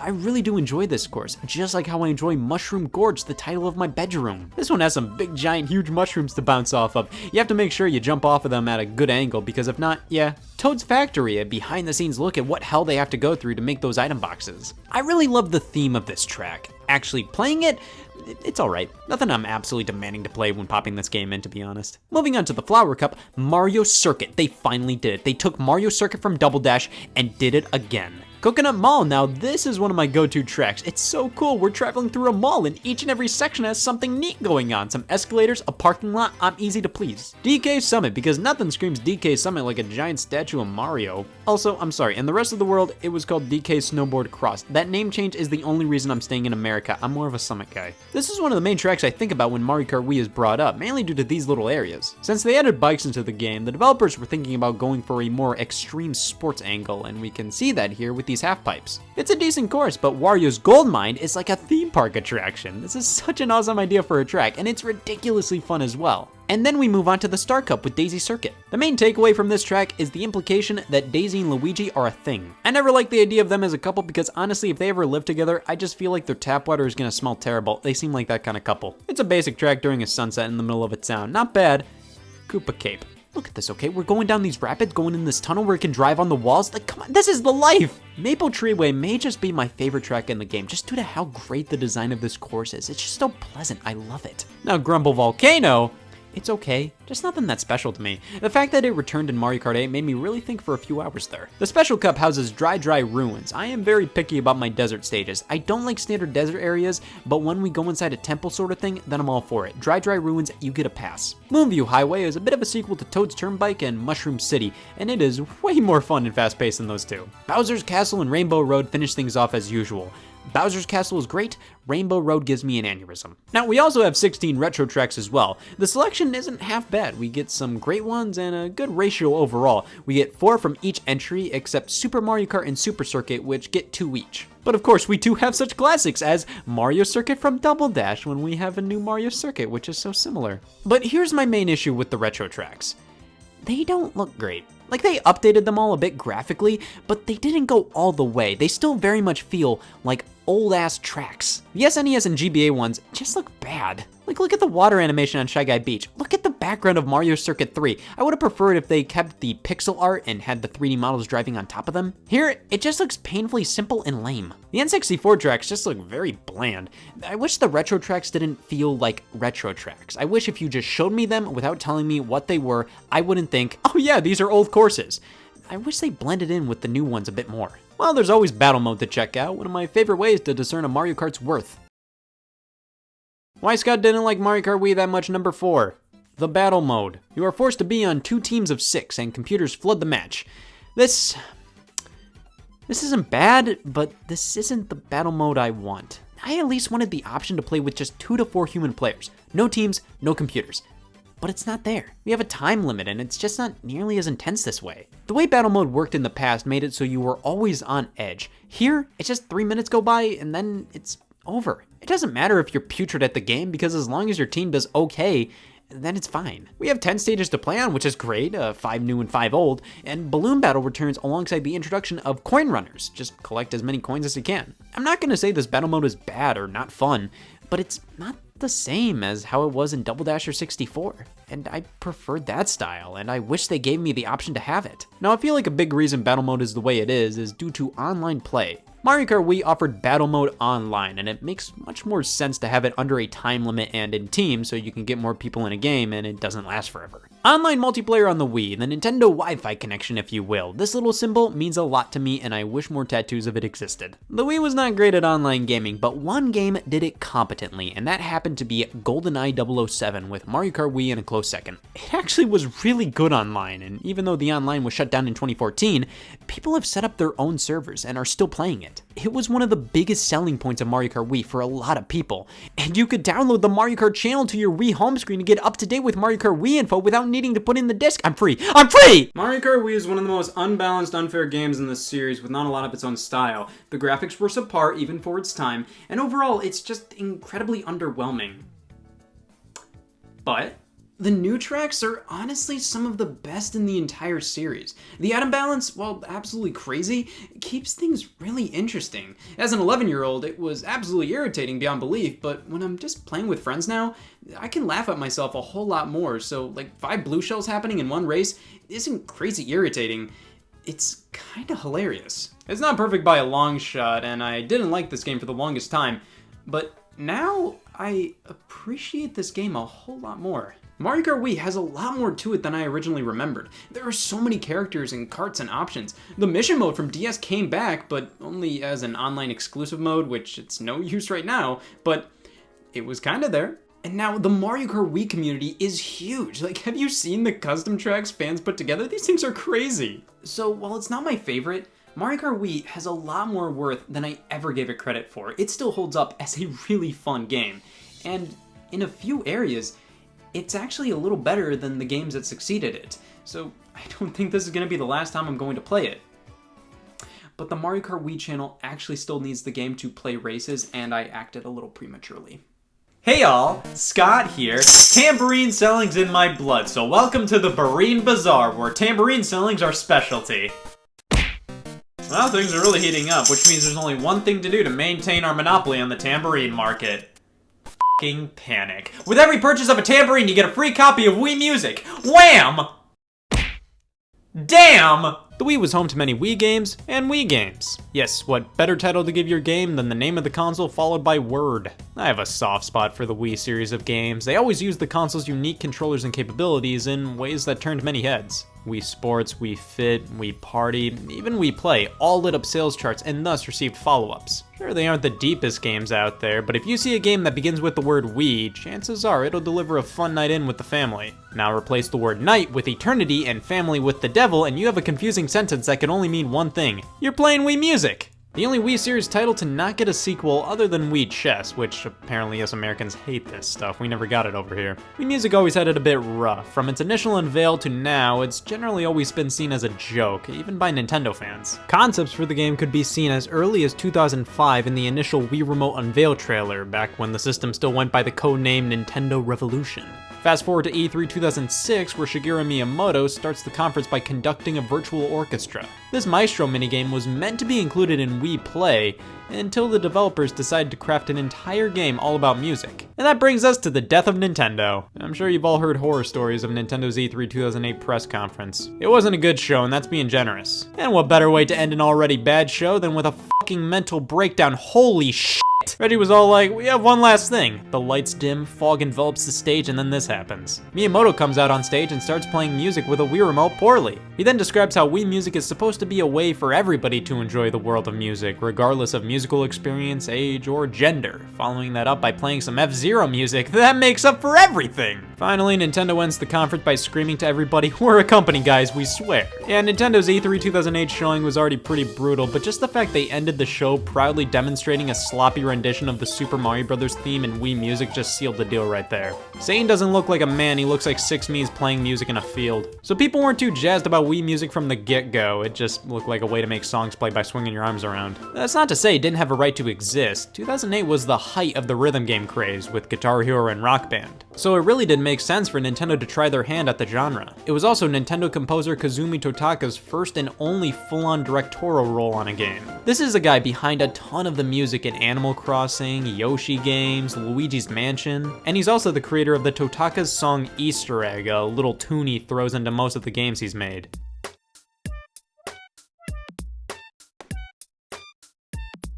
Weirdly enough, it doesn't seem like it's in Wii Music. Upon release, Wii Music was met with a lot of down-the-middle reviews, as in a lot of 5s. Most of the people who reviewed the game just didn't see much value in it. But that was back then, and now is right now. I mean, it's been 10 years. Wii Music released on October 20th, 2008 in North America. Maybe we were all a bit too harsh on it at first. Or maybe— oh shit! I couldn't even finish that, of course it's terrible. I got this game for my birthday in 2009, and I thought it had potential to be cool. I always wanted to try to learn music, but after a few failed attempts, I maintain I never had a single musical intestine in me. So I guess I wanted to see if Wii Music could be my gateway into learning more about music. Fast forward to now, and I still have no clue what a fucking trumpet is. It's fair to say Wii Music didn't grab me. I like some aspects of it, but overall it felt like it just lacked any point. Like I'd pop it in and within 2 minutes I'd ask, alright, why am I doing this to myself? It has been a while though, so let's boot it up and give it another go. We're greeted to what I think a hormone looks like, and his name is Sebastian Toot. He forces me to play the piano whether I like it or not, and all we have to do here is shake the Wii Remote nunchuck. Hey, hear that? I'm a penis. Next thing's next, we pop the nunchuck up and strum this guitar with the Wii Remote. Next up, the trumpet, and yeah, just mash the 1 and 2 buttons with no nunchuck. Finally, come on, I put the one instrument that doesn't use the nunchuck in the middle. Now I need to pop it back in for the violin. Actually, from what I can tell, you can play the majority, if not all the instruments with just the Wii Remote itself, but to get that sweet, sweet immersion, you'll probably want to use the nunchuck for some of them. Doesn't matter though, because T-minus 5 minutes in, the immersion's already been broken. Who the hell doesn't blink while playing violin? Sebastian transitions into teaching us how to play a tune. Surprised at my size?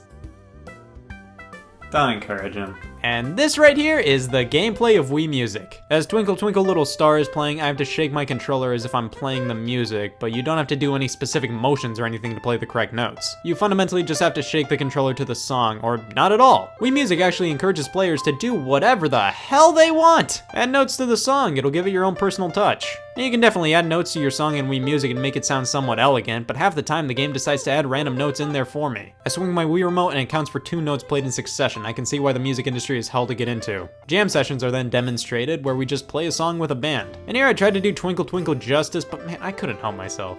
Don't worry if you didn't play it perfectly, because there's no one way to play a song. He's right. So now it's time to see what Wii Music rated that performance. Okay, we get to rate our own performances. Yeah! Now it's time to save a video of our jam session, and this is cute. Get to create our own album art and everything. That's great. This is one of the fun parts of Wii Music. And now we have all of the game at our disposal. Time to jam out with, you gotta be kidding me. We have to unlock the vast majority of songs in the game, and most are unlocked via doing more lessons with Dr. Toot. Yeah, we actually have to grind in Wii Music to unlock all the songs. The main problem is, once we actually unlock some songs,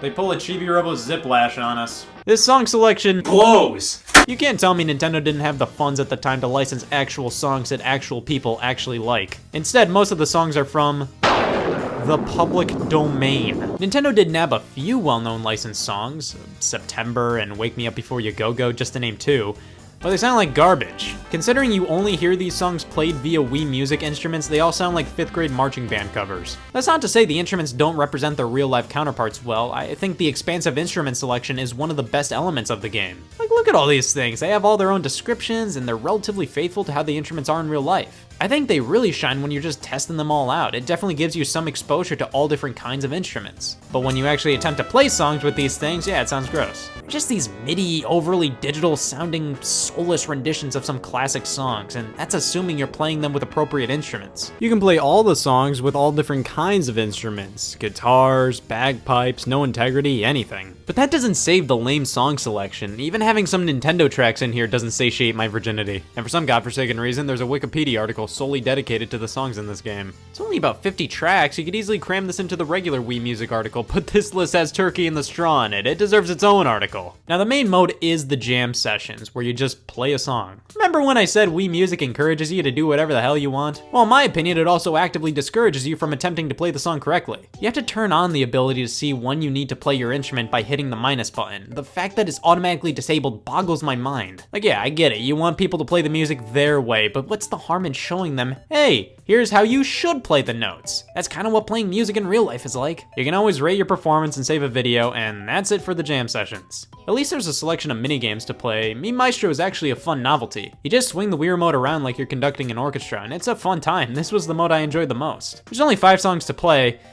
Yeah, I'm not defending that. And when I screw around and pause, go fast and slow at odd intervals, I end up getting a better score than when I actually try. Handbell Harmony is like an actual rhythm game, where you along with a few others have to chime your bells when it's your color's time to shine. Yep, the rumors are true. This is an actual rhythm game, but like Me Maestro, it only has 5 songs. It's okay, just nothing special. And finally, there's Pitch Perfect, which is the most in-depth of the games, but it's just a bunch of music quizzes. Order from lowest to highest pitch, who played the wrong note, fix the song. It's not bad, but it goes on for 8 levels. It's really drawn out, and it's just the same thing over and over again. Then we have Lessons, which just goes over everything that adds up to a song. You play the percussion, the harmony, the melody, everything, and play an entire song yourself. However, all these different style lessons just all feel the same to me. You just play through a portion of the song, and then another, and then another, and then another, and it's always Twinkle Twinkle Little Star! I mean, things might change up in later lessons, but in the hour and a half of lessons I sludged through, every single style lesson has you play Twinkle Twinkle Little Star and nothing else. Look at this is a fever dream. I'm playing the song with myself and what's-her-face, Babs, I don't know. If I ever saw a blimp with the Wii Music logo on it in real life, I'd piss myself. Wii Music was designed as a way for anybody to enjoy making music. You don't have to learn how to play an instrument, you can just shake the controller and make the notes play, mimicking the use of an instrument. It has good intentions, and the idea of being able to play music without learning how to play music is pretty decent. However, it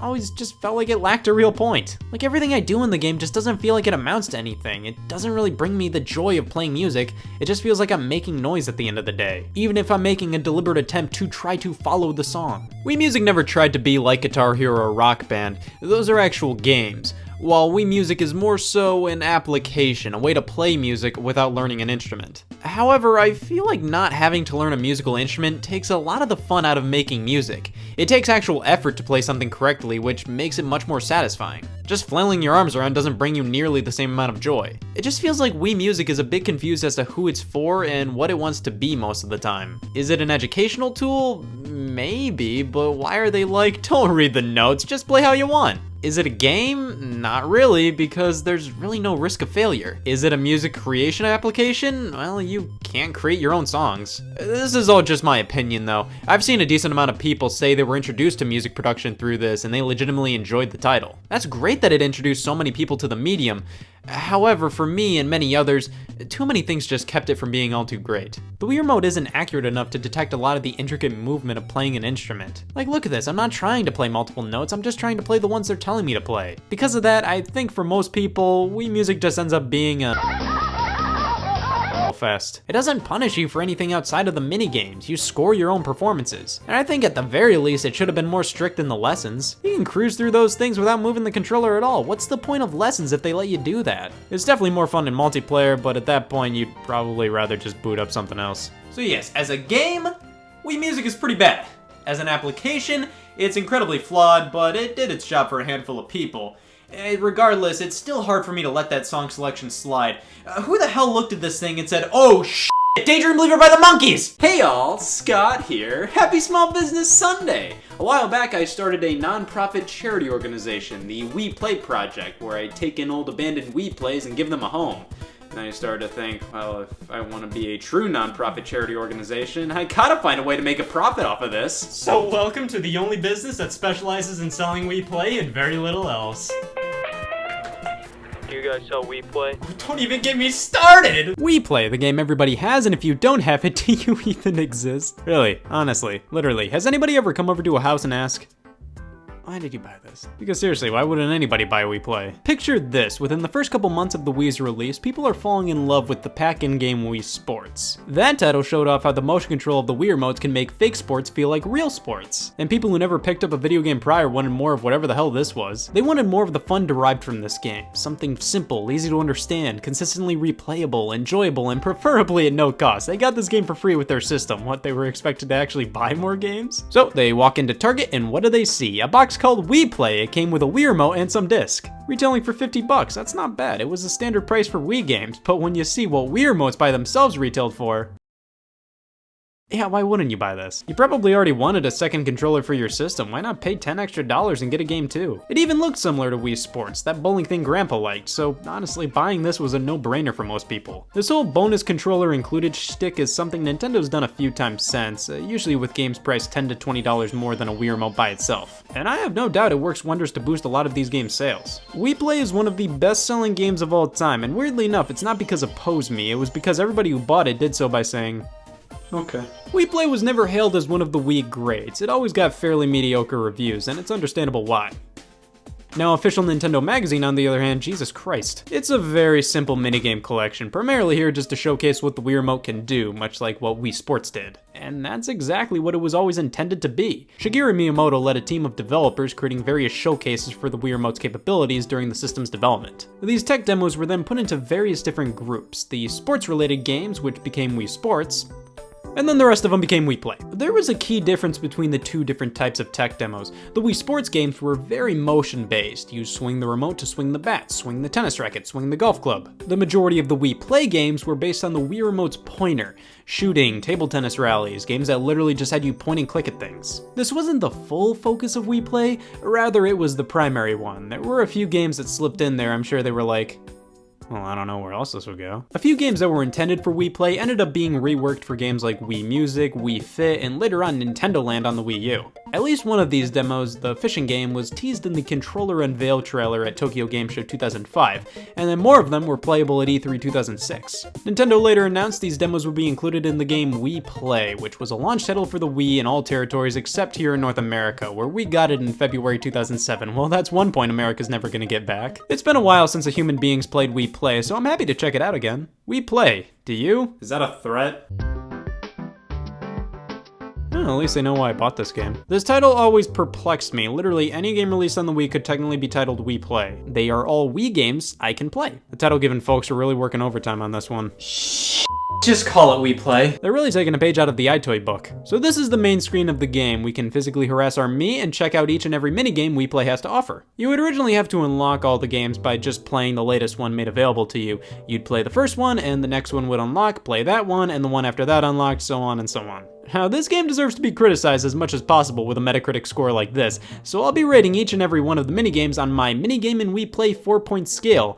Every other game I've scored with this thing has failed, so hopefully these minigames come out strong. Shooting Range was everybody's first Wii Play experience, and it's a spiritual successor to Duck Hunt on the NES. But don't get too excited, duck murder fans. You can murder ducks, but they just sporadically appear each round. And there is a clay pigeon section, but that's as Duck Hunt as the new Duck Hunt gets. Shooting Range just goes through 5 phases with different targets to shoot at: balloons, actual targets, clay pigeons, cans, and UFOs. The entire thing lasts about 3 minutes, so it's all about just getting a high score. These ducks are some serious points, but I will always love the can section. I always wondered what Wii tastes like. This is a short but sweet one. Shooting is fun, but they could have put in more levels.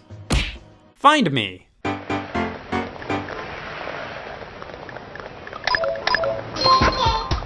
I spent $250 on this system. This is a classic game of Where's Waldo, but with various different Miis. Sometimes they swim, other times they stand. And let me address this letter from the Find Me fan community. Sometimes the Miis are in space too, alright? There's some variety. This was always a throwaway game in the package for me. It's not bad, but it's just not good.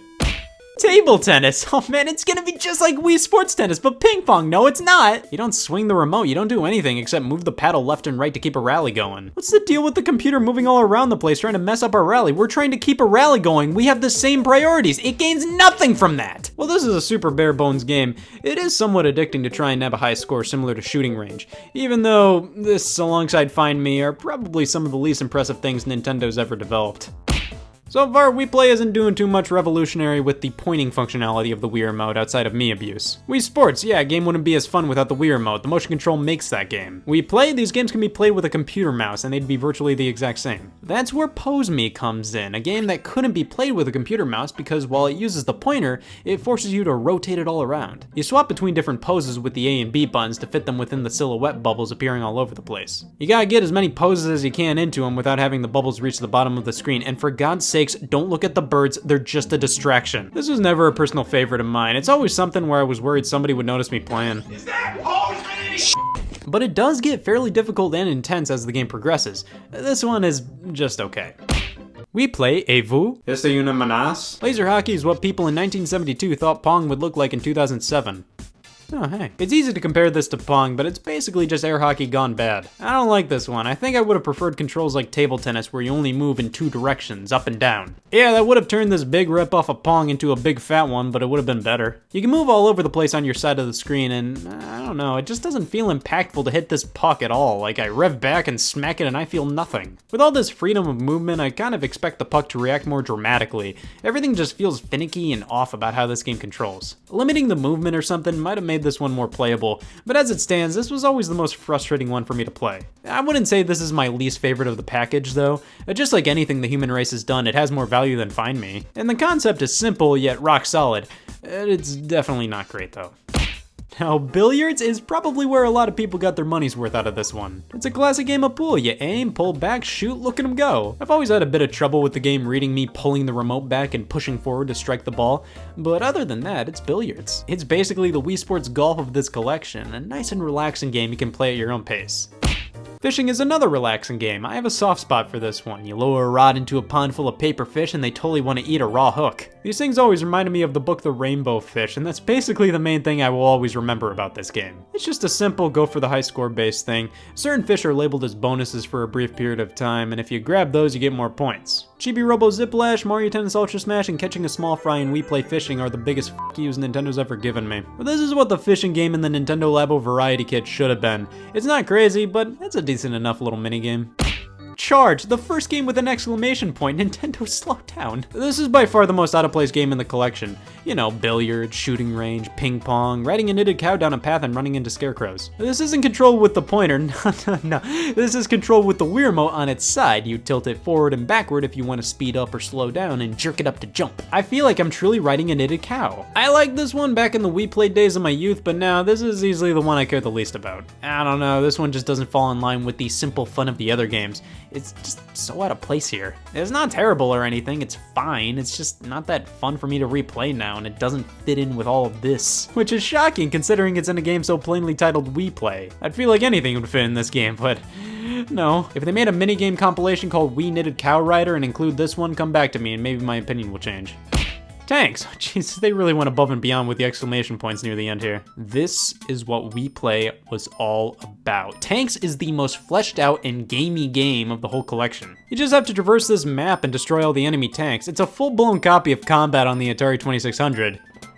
But who cares, it's fun. You can use the Wii Remote alone instead of the Wii Remote and Nunchuck, but I don't associate with those people. This game I always play with the Nunchuck. You move with the stick, aim with the pointer, it's perfect. You can even drop mines, you can't do that in Find Me, easily the best game in the collection. We play E2. Esa es una amenaza. We can play each game in multiplayer, which, hey, with all games requiring only one Wii Remote per player, this is one of those multiplayer games you can gracefully play all by yourself. You can also try to nab a high enough score to obtain a medal, and that's Wii Play. For a game consistently blasted back in the day and almost never talked about now, I still think it's decently fun. It does its job. It was made to show what you can do with the Wii pointer, and they made one of the best decisions ever bundling it in with a Wii Remote, because who would buy this by itself? None of the games included truly captured the same magic of Wii Sports. A lot of them can be seen as too simple or just plain boring, but I will always defend this game. I think it's a fun arcadey collection of simple pick up and play games. The fact that it came with a Wii Remote and was really only $10 should always be considered when talking about this game. It's not good enough to stand on its own, but as a bonus game you got with a controller, hell yeah, it's worth it. Tanks and Billiards alone made it worthwhile, and with games like Shooting Range, Pose Me, Fishing, even Charge, there's some fun to be had. Now the sequel Wii Play Motion, yeah, that's another story for another day. But the fact that Wii Play is decently fun to play means my Wii Play reselling business will never die out. Not to be sold separately. Shit, the jig is up.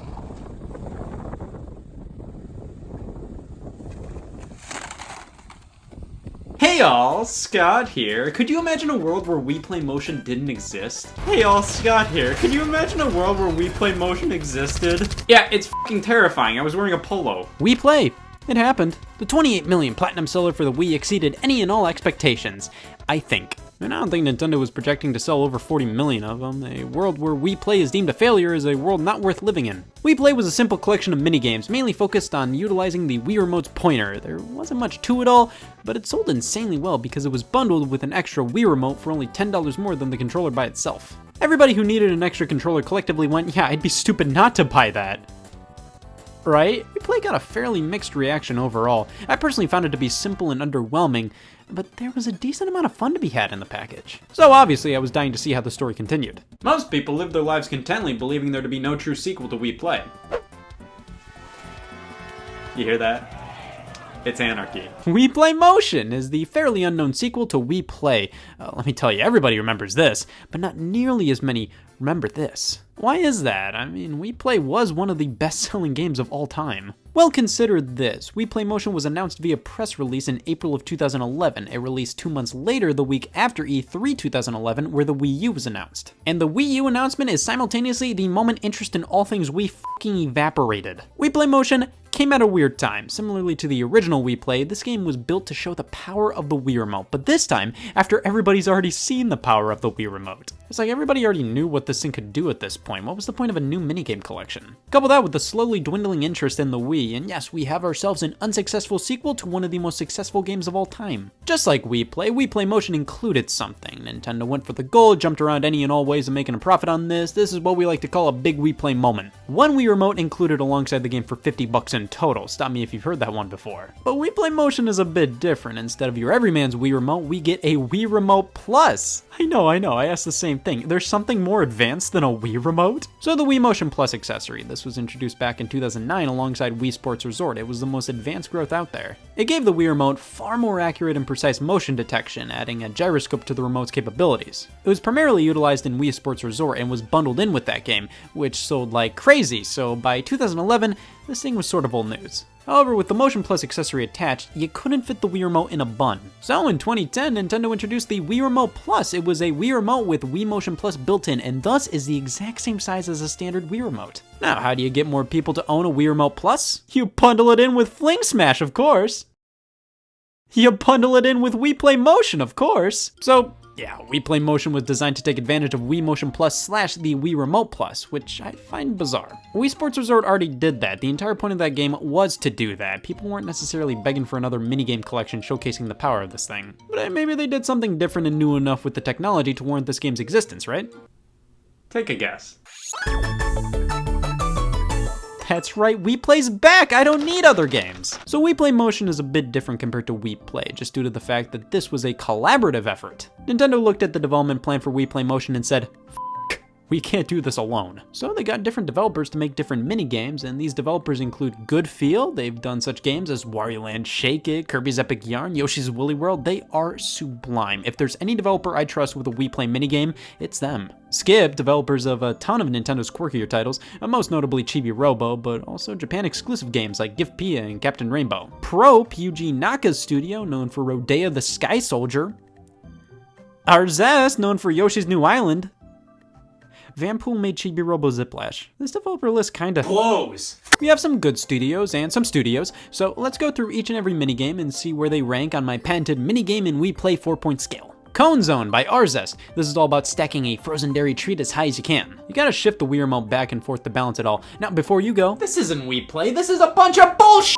you can choose between Scoop and Swirl mode. Swirl mode replaces this frozen junk with Soft Serve. Instead of rocking back and forth, now you kinda have to twirl the Wii remote to match the swirl. This is a very simple high score based game. Nothing special, but nothing overtly offensive. It's alright, but nothing I'm thumping to play when I pop the game back in. Veggie Garden by Good Feel. This is whack-a-mole plain and simple. Gophers come up, assault before they steal the vegetables. Whack-a-mole on the Wii was always a bit iffy before Wii Motion Plus. Most of the time, if there was a whack-a-mole game, they'd ask you to select the hole with the nunchuck stick and then whack with the Wii remote. But here, you just shift from side to side and whack when necessary. It works fairly well. But of course, there are some tricks they pull. For God's sakes, don't hit the me. Sure, they're pretty much begging for it if they want to crawl through a mole's den during open season, but they supply the food. And as the game progresses, we get more powerful gophers. Oh, we're fucked. There's also this Simon Says type mode where you gotta traumatize these guys in the correct order. Overall, pretty solid time. Skimmer, also by Good Feel. This is fundamentally the Wii Sports bowling of the package. Replace the lanes with water and the ball with rocks, you can see what I mean. Just fling the stone and try to have them skip for as long as possible. You have a random assortment of different stones you can choose from, with some really killing the realism of Wii Play Motion. But come on, you can't tell me not to use the frog rock. I personally couldn't get the hang of this one back in the day, but now I've come around. This is an easy recommendation in the package, a pretty solid time overall. You can also unlock the score-based mode where you try to have your stone hit certain targets and go past certain rings. I wish this meant stone skipping had competitions like this in real life, and I mean they kinda do, but I was hoping to see some jerseys like you wear in the game. Either way, Skimmer is easily one of the standout games in the package. Pose Me Plus by Skip, yes. This got a sequel. Weird thing is, it's pretty different. You know those game shows where there's this specific shape in the wall coming towards you and you have to fit through it in time? That, but with Mii's. There's not much to Pose Me Plus. I didn't think I'd say that today. But it's an alright little distraction. I do like my Mii laying here in purgatory, and compared to Pose Me Classic, you have full 3D control of your Mii, which makes it more fun and hectic to try and figure out what angle you have to be at to fit through the hole. The original Pose Me, yeah, you just had to twist a little bit. There's not a ton to say about this one other than what it's worth, which is Trigger Twist by Prope. So this is a new version of Shooting Range from the original Wii Play, except now you're aware of your surroundings. Shooting Range was one screen and had the same 5 levels play each and every time. Trigger Twist, you can move the Wii remote off the screen and it'll still follow your movements.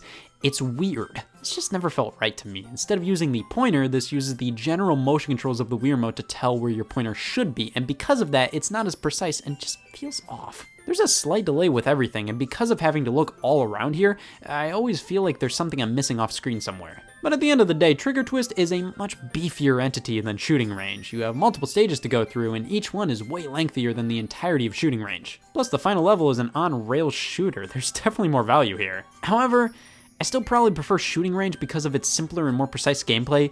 It was more fun to pick up and play and try for high scores. Basically, I can't handle Wii Play Motion. Jump Park, another game by Arzest. You are the Wii remote. Great. You control the position of your character as you bounce around this entire level made of some kind of toxin. Just try to nab as many gems as you can and make it to the exit. That was pointless. This wasn't bad, but it was such massive filler. Like, this was a big case of, we need another minigame. Boom, Jump Park. Sure, I know the Motion Plus is being utilized in this game, but I can very easily see this being more than doable with a standard Wii remote. It's just Teeter Targets, the only game made by Nintendo. Could you imagine Arzest asking Nintendo to develop Teeter Targets? What the f? No! No! Of course this is a game only Nintendo could make. It's not really that good. You control a teeter-totter and have to smack a ball at the right angle to destroy targets. It's so basic and not all too enthralling. Listen, a simple puzzle game like this is my kind of game. I love garbage like this, but the beginning stages are so easy that I just ask myself, what's the point? I clear these things immediately. I mean, they probably get harder. I've seen the teeter-totter get all platinum runs online, but playing this myself, my god, I just don't care. Spooky Search, another Arxis production, and by god, they did it. This is amazing. So you have to capture multiple ghosts hidden throughout the room. Your room. You literally have to move the Wii remote all around you until it starts beeping off the charts. Grab the ghost and move it onto the TV where it gets captured. This is such an incredible use of the Wii Remote Plus. I love this. It was always the coolest thing ever and will always be the coolest thing ever. Problem is, the novelty does wear off a bit over time. It's not necessarily something I always want to play, but it is something I have a lot of respect for. The gameplay isn't all too special, but the concept and execution are so cool. It's easily one of my favorites in the package. Windrunner by Vanpool. Wii games that did the best were games that were relatable to things you do in real life. Sports, pool, drive, vacation, roller skating with an umbrella, collecting gems. This one's just kind of there. Like, it's fine, but like, I gotta be honest, I just don't give a shit. You control your umbrella, and as the wind pounds down on it, you move it around to control where you go. Collect gems and flick the remote up to jump, which is awkward. Not the best, not the worst. Treasure Twirl by Mitchell Corporation. So this one we have to twirl the Wii remote as we go down the depths of the ocean with our umbilical cord. Wikipedia said so. Just gotta steer clear of the hazards. Bam, finished in 20 seconds. 2 out of 4. Flutterfly, another one by Skip. This one we have to flap these balloons through the rings with a leaf. Yeah, it's lame. But Scott, you say, there's no way a game where you flap a balloon with a leaf named Flutterfly in a game called Wii Play Motion can be lame. I thought the same thing. But here we are. It's really awkward for me to figure out what position to hold the remote at while also constantly flapping. Yeah, I'm gonna say it. I don't care who hears me because I'm standing up for what I believe in. Flutterfly is bullshit. And finally, the only Chunsoft game, Star Shuttle. What the hell am I doing here? This game single-handedly killed my interest in astronomy. We have to dock spaceship parts and have to do so with confusion. Back when I first got this game in 2011, I had no clue what to do. We gotta dock this thing as quickly as possible, but don't go too fast, Speed Racer. These buttons do stuff. A, B in the control pad thrust the ship in different directions, and we pivot with the Wii remote itself. There is no use for a game this complicated in a game with these 3 words in the title. I'll be honest, I can do this now, but 2011, Scott? He was f***ed before this game even began. So that was Wii Play Motion. Honestly, not that bad. However, I am a Wii Play purist, and I kind of prefer the first game. Is Wii Play Motion better than Wii Play? Yes, of course. But I think I do prefer the simple pick up and play high score fun the original had a bit more. There were just more games in the original Wii Play I remember fondly and liked coming back to time and time again compared to Motion. Wii Play Motion is far more high quality and has more content to it all. And most games have multiple extra modes and have more to them than Wii Knit a Cow Rider. Wii Play had billiards and tanks, come on. I actually bought Wii Play Motion the month it came out back in June 2011, and I felt like I was the only one to do so. I always jumped at the chance to buy a Wii remote and game combo, and the fact I was on the box, well, that made the choice easier than ever. Wii Play Motion's alright, all things considered. However, I do have a stronger attachment to the first game.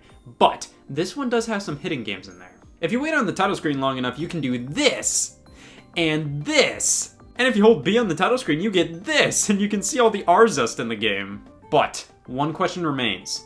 Can you sell it separately, son of a bitch? Hello, this is Scott Wozniak's Wii Play Motion Reselling Studios. Liquidate the company! Yeah, I'll take the cigarettes. Extra nicotine? Yeah. Hold the tobacco? Thanks. Hey y'all, Scott here. I'm trying new things, broadening my horizons. I'll try cancer, why not? You only live once. You're looking at a new Scott here that, hey y'all, so why not celebrate by playing something I've never played before? The holidays are almost here, the season where new games, systems, and experiences are abundant. Everywhere you look, there's something new to play, and not only that, but so many games released throughout the year I missed are crazy cheap. There's really no excuse right now not to play what this year had to offer. Fuck you, I'm playing Wii Chess. As your patented young Nintendo fan that grew up with a GameCube, so does his opinion really matter? I was a big fan of this game, and I was also a big fan of lying. Look at that, 3-year-olds can't play chess in America, which means this must have been a European exclusive. So Europe usually gets a raw deal when it comes to games. Some of the greatest games of all time initially never released in Europe. some of the Wii series of games. Wii Sports, Wii Play, Wii Fit, every Wii owner swapped spit with one of these titles before. However, there are definitely some lesser known and played titles. Wii Music, Wii Play Motion, some people may not even be familiar with Wii Party, but in the grand scheme of it all, this was a juggernaut of a franchise, focusing on simple family fun using the Wii Remote in unique and innovative ways in which anybody could understand. Some people tend to think games like Wii Ski were a part of this series. No. Take a look at the spelling of Wii here. This is as Wii as Dogopoly is Monopoly. It's cashing in on the name to get people to think it's a part of the same series. It's not, and I'm tired of acting like it's okay to think it is. But oddly enough, I think more people wrongfully assume this game is a part of the Wii series, when there's a Wii series game they didn't even know existed. Yeah, don't look at me like I don't own Wii Chess. Wii Chess! Let's do a quick check. Yep, this is official. They have the official Wii name. This is a core entry in the Wii series. It's just as Wii series as Wii Sports and Wii Play are. You know, back in the day, I scoured Wikipedia about the Wii series because I wanted to own all the games. There was just something about a series of games I could enjoy with everybody that came over to my house, young and old, that really resonated with me. So when I finished up the collection with Wii Play Motion, I did notice there was a distinct Wii chess-shaped crater. The one game I didn't own, and that was because I couldn't own it. Released in 2008 in Europe, I always hoped this game would come over to North America. Why? Because I like chess? Would have been a good reason. I just wanted to experience everything the Wii series had to offer. I wanted to own all the Wii games. It just so happened that was impossible for an 11-year-old North American who didn't know Europe existed yet. But then 12 years later, I reached a new low. A European Wii U, which can play European Wii games, not unlike my Japanese Wii U, which can play Japanese Wii games, and then my second North American Wii U, which can play North American games just like my primary Wii U. I label my rooms based on what Wii U's in them. With a European Wii U, I had no excuse not to own Wii Chess. No excuse at all, I couldn't come up with any. Released on January 18th, 2008 in Europe, Wii Chess is a chess game where you can challenge a world-class computer or compete against players online. What kind of box art is this? What is that, a napkin? Now, this game did get a release in Japan on September 30th, 2008 under the name Sushin Taikyoku World Chess and was only available via WiiWare, so it was downloadable only and wasn't a part of the Wii series over there. It's weird they didn't bring the game over to North America as a WiiWare game at the very least. I mean, it's chess. I mean, sure, the Europeans have that one on us. We can't fight back. They like chess more. What makes the fact this game never made it over here even more confusing is the fact that not only did Nintendo publish the game, they developed it too. Nintendo SPD. They didn't outsource this. This was a project Nintendo tackled themselves from within. They got art tuned to make Fling Smash, but they had to make Wii Chess themselves. If this was a case of Nintendo seeing a chess game in development for the Wii and deciding, sure, we'll publish that and rename it Wii Chess, that would make sense. Nope, this was calculated. Board Game Classic comes to Wii. I think it's came. There was Ultimate Board Game Collection on Wii, which released before Wii Chess, and chess was included, so is this really a moment worth having a tagline over? Fun for all levels, play against opponents near and far, improve your technique? Cut the bullshit, just get to the f***ing chess! Oh, but wait, a true challenge for experts. Wii Chess uses Loop Express, a conversion of the Loop Chess engine which ranked 3rd in the 2007 World Computer Chess Championship in Amsterdam. Well, they told me. Interesting thing to mention here, considering most people who consider buying Wii Chess look like this. I'm tired of being known as the guy who owns Wii Chess. I want to be the guy who's played Wii Chess. It's time to see what America can't. This is Wii Chess. It sure is.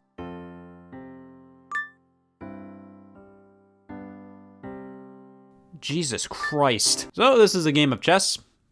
How am I disappointed? Well, first up, I mean, would it have killed them to put checkers in here as a side mode? You have the board already there. Don't tell me it would have been too much to design checker pieces. Chess is a game everybody knows about, yet few actually know how to effectively play. I think the idea of making a Wii series game about it with pointer and motion controls with Mii's to help more people understand how to play and enjoy chess is a great idea. It's a game that stood the test of time that could have benefited from a Wii-era Nintendo makeover.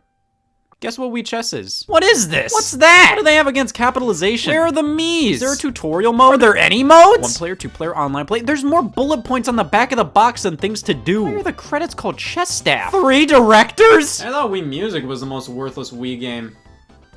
Doesn't mean I don't anymore, but still, what's this game's deal? At first, I'm like, yeah, the concept kind of makes sense, but the more you dive into it, the less it makes sense. It's like a cult. Wii Chess is the freak of Nintendo-published Wii games, especially considering it's a part of the Wii series. I feel like you can't just make anything a Wii series game. It has to have certain elements. Wii Music and Wii Fit Plus are completely different games, but they feel like they're cut from the same cloth. Wii Chess defies that all. It does whatever it wants. It's Wii Chess, bitch! Everything in this game is 2D, from the menu interface to the chess pieces and boards themselves. There are Nintendo DS games with more 3D elements than this. No Mii's are used, which is even more shocking. Like, why do I set them of my save file by typing in my name when you could have just had me select a Mii to represent my save file like pretty much any other Wii game. And here we are at the main menu. Of course, they didn't capitalize menu. They were too busy not capitalizing data. No, players here isn't capitalized, but buttons and game settings are. All right, well, let's play versus CPU. I think there needs to be a period after versus since it's an abbreviation. And they're just forcing me to peer review, aren't they? We get to pick our level. Remember the box? Fun for all levels? Sure, that'll make anybody run to the register, but it also holds truth. There are multiple difficulty levels here. You can trust Wii Chess. I mean, how many chess games have lied to you?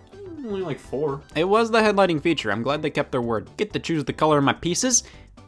Oh man, they don't have green. And we're off! As somebody who doesn't know how to play chess, I know exactly what my first move in Wii Chess is gonna be.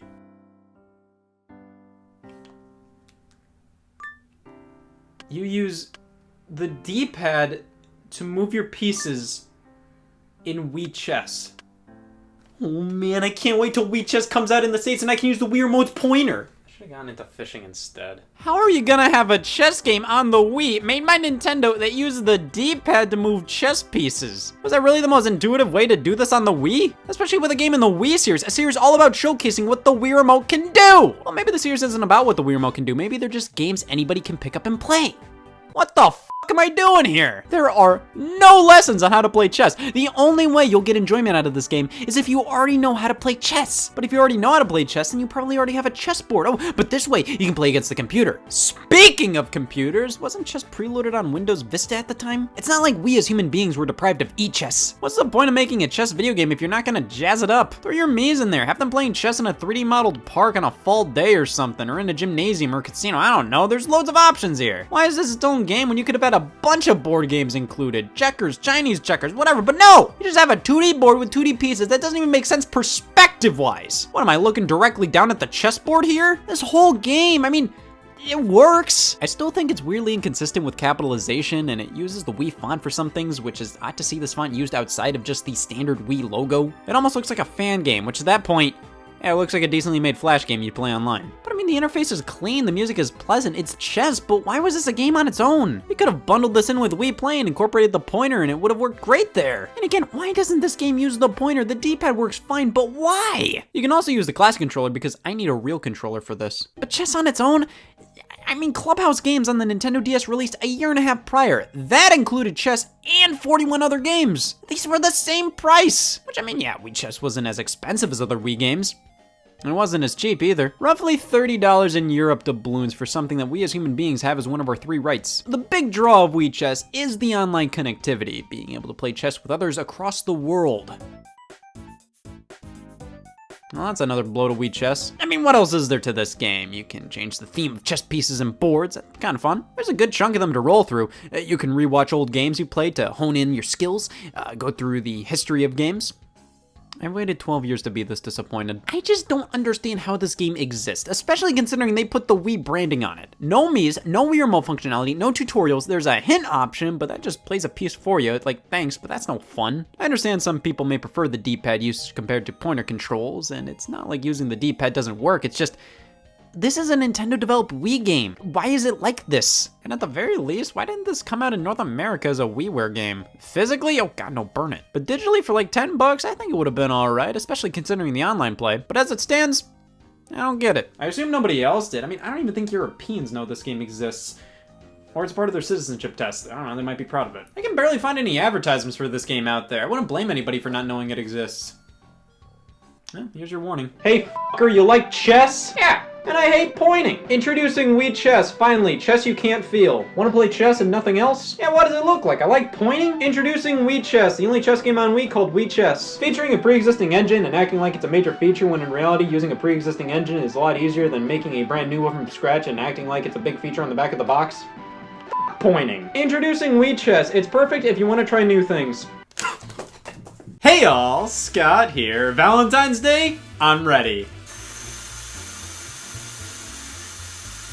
I've had the exact same holiday tradition since 2003, a bottle of wine and body spray. Now that I'm 22, I'm looking to spice things up a bit. That's right, I'm gonna successfully get laid with a Wii game, which oddly enough, it's harder than I thought. This right here is the Nintendo Wii. It had a little something for everybody. everybody. Because of the varied audience the Wii captured, we got pretty much every type of game you could possibly imagine on this console. Fortune Street and the rest of them. I mean, the Wii had mature first-person shooters, exercise games, dancing games, platformers, role-playing games, game Sonic? Wii Dare by Ubisoft. I heard about this game in 2011. God, that was the year of horny Wii games. The trailer for the game appeared online and it was full of What? And how much? spank with the Wii remote. I'm sure a lot of Wii developers said, damn it, why didn't we think of that? So Wii Dare is a sexy couples game. There's so much to it. You nudge the Wii remote with your face, you spank the Wii remote with your hand. It's flirty fun for all. For all. I mean, it's for players 12 and up, really, anybody from that age forward. Well, I never hear anybody talk about this game. I remember people talking about it when the trailer originally dropped, but ever since, nothing.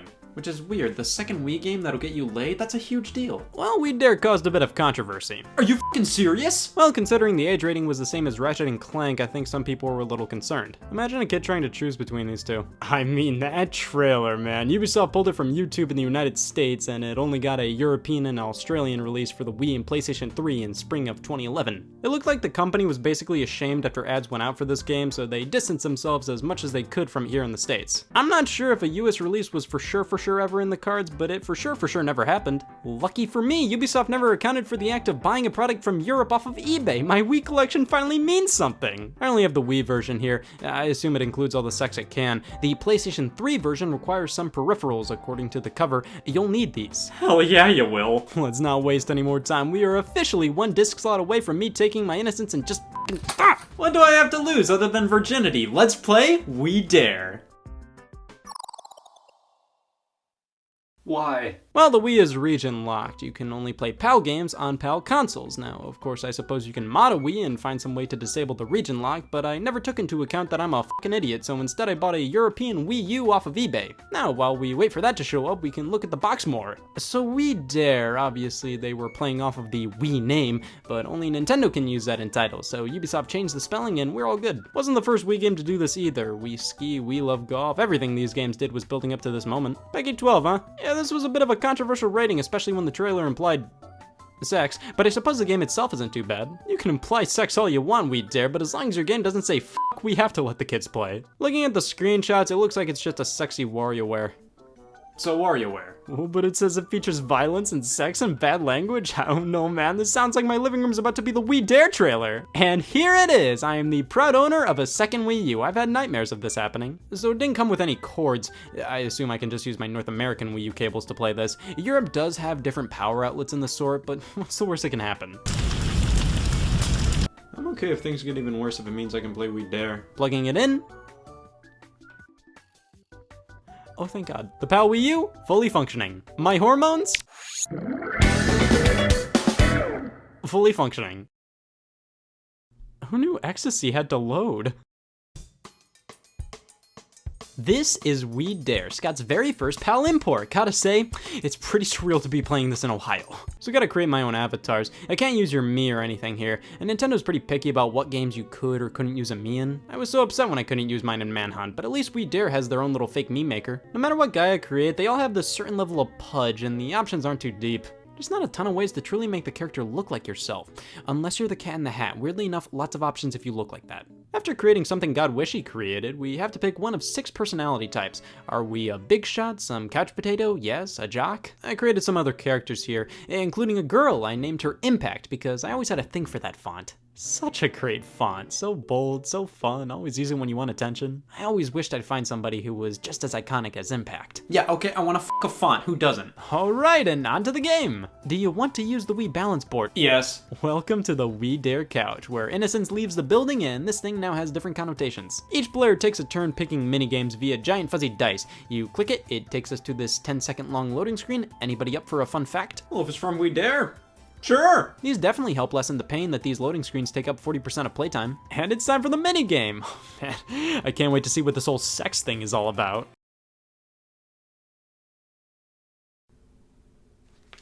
Did I miss a page? So this is a dancing game. I don't know what it wants you to do other than sort of shake your Wii remote around a bunch because there's no on-screen instructions. They just tell you to mimic your character on screen. You just try to do what your character does, but doing that doesn't really work. Just shaking the Wii remote over and over again does the trick. There are a lot of these dancing games where you just mimic your character's movements. You may ask, why not just do a Just Dance format where they tell you what moves to perform when? Ubisoft makes both games after all, and great question, We Dare fans. See, they do have minigames in here that are like Just Dance. So what's the point of these ones? I'd say half of the 40 or so mini-games in We Dare are simply dancing games. Some of them are like this, the rest are even worse. Of course, I was asking this, you were asking this, we were all asking this. Where's the f***ing? What the hell is going on here? Look at this trailer, they get naked! Naked! Now look at the actual game. I played Mario Party minigames sexier than this. Nothing like a trivia game to get your pants off to. So after every minigame you get a loading screen and then a question. Do you think about what you wear? Look at who you're asking. Another loading screen appears and we are back where we belong. The next player in line gets to pick the minigame and we can get some suggestive games every now and then. Mechanical bull riding, sure, I can't imagine that in a game for kids under 12. Every now and then you have the opportunity to play a one-on-one partner game and that's where that We Dare magic comes into play. These minigames can be pretty intimate, squeezing your faces together with a Wii remote between them, just another Wednesday. Eating the apple by hitting buttons with your face can get really competitive playing with the guys. F you. F you. And the spanking game, where you have to put the Wii remote in your friend's back pocket and then rock them back and forth. Where's the spanking game? That was 20% of why I bought it. But thankfully, the stripping minigame is still here. That was 40%. Gotta stand on the Wii balance board. It'll weigh you, and you have to take off as many clothes as you can, and it'll detect if you did or not, because technically, you're supposed to weigh less. I have a workaround though. Hold melon before, put it away after, easy high score. Got an entire cupboard for my Wii Dare accessories. Now, I'll give Wii Dare this. Some of the minigames are kind of clever. Some of them you have to be blindfolded and your partner will tell you what to do on screen. There's a charades minigame where the word you have to act out is told to you via the Wii remote speaker, and if you're feeling particularly groovy, 60 out of the 40 minigames are dancing based. And 10% of the game does live up to the flirty fun for all tagline. I mean, the loading screens can be pretty kinky. But most of this game is just a simple Wii minigame collection. It would actually be an alright one if the loading screens weren't so abundant. Seriously, you pick a minigame, it loads, game plays for either 20 seconds or like 3 minutes, minigame ends, loads, asks a pointless question, loads again, repeat. See, just because I'm horny doesn't mean I can't fairly critique a game. The controls are extremely hit or miss, and for a game with this cover, this trailer, and this minigame, the rest of it is extremely tame. It has slightly suggestive minigame descriptions and loading screens, like 3 minigames that can be considered risque. That's it. And to my knowledge, you can't spank in this game. It shows it on the back of the box. Ubisoft, thank God they have a support number to call. Uh-huh. Okay. Okay. Thank you. Apparently, Wii Dare is considered contraband if played outside of Europe or Australia. If there's a sexier reason to go to prison, I'd like to hear it. Prison was okay. Met this guy Jerry, had a few laughs, palm got stabbed, but being the only person to go to prison for Wii Dare makes me the most qualified person to have an opinion on Wii Dare. And my opinion on Wii Dare is that it needs to learn a certain definition. Lifting isn't spanking! Hey y'all, Scott here, and I'm in a predicament. You see, I don't want to be called a pussy, so I'll play Call of Duty, but I want to be a pussy while playing Call of Duty. The Call of Duty series, also known as Hey Guys, My Crotch is Huge, I Swear, is the best-selling first-person action franchise in history, according to the back of this box. Call of Duty has been around since 2003, with the first entry being released exclusively for PC originally. The series focused on World War II until it gradually lost all of its marbles and went effing crazy, until recently when it came back home with Call of Duty World War II. The series really got popular with the release of Call of Duty 4 Modern Warfare on the PC, PlayStation 3, and Xbox 360, and during that generation of gaming, Call of Duty dominated sales charts each and every year, with most people scrambling to play the game on any of those 3 platforms. But the majority of Call of Duty releases came alongside a version released for the best-selling console at the time, the Wii. You see, it made perfect sense. The best-selling game meets the best-selling console. Of course, the Wii was about as powerful as 2 sticks of butter, so getting these games to run on it required a deal with the Mafia at the very least. Surprisingly, the only game to skip out on a Wii release was Call of Duty Modern Warfare 2. Every other mainline console game from Call of Duty 3 to Modern Warfare 3 received a Wii port. So let's see just how jank or unjank these games are. Before we divulge, I am not a Call of Duty fan. I know that statement was made for shocking. I've tried to get into the games before, but I always ended up quickly washing out my mouth with Dance Dance Revolution Mario Mix. To be honest, I've had fun with the games, but never got into them so hard that I play for hours upon hours like every other teenage boy in junior high did. I was always more of a Nintendo guy, so let's see what Activision had prepped for the rest of us.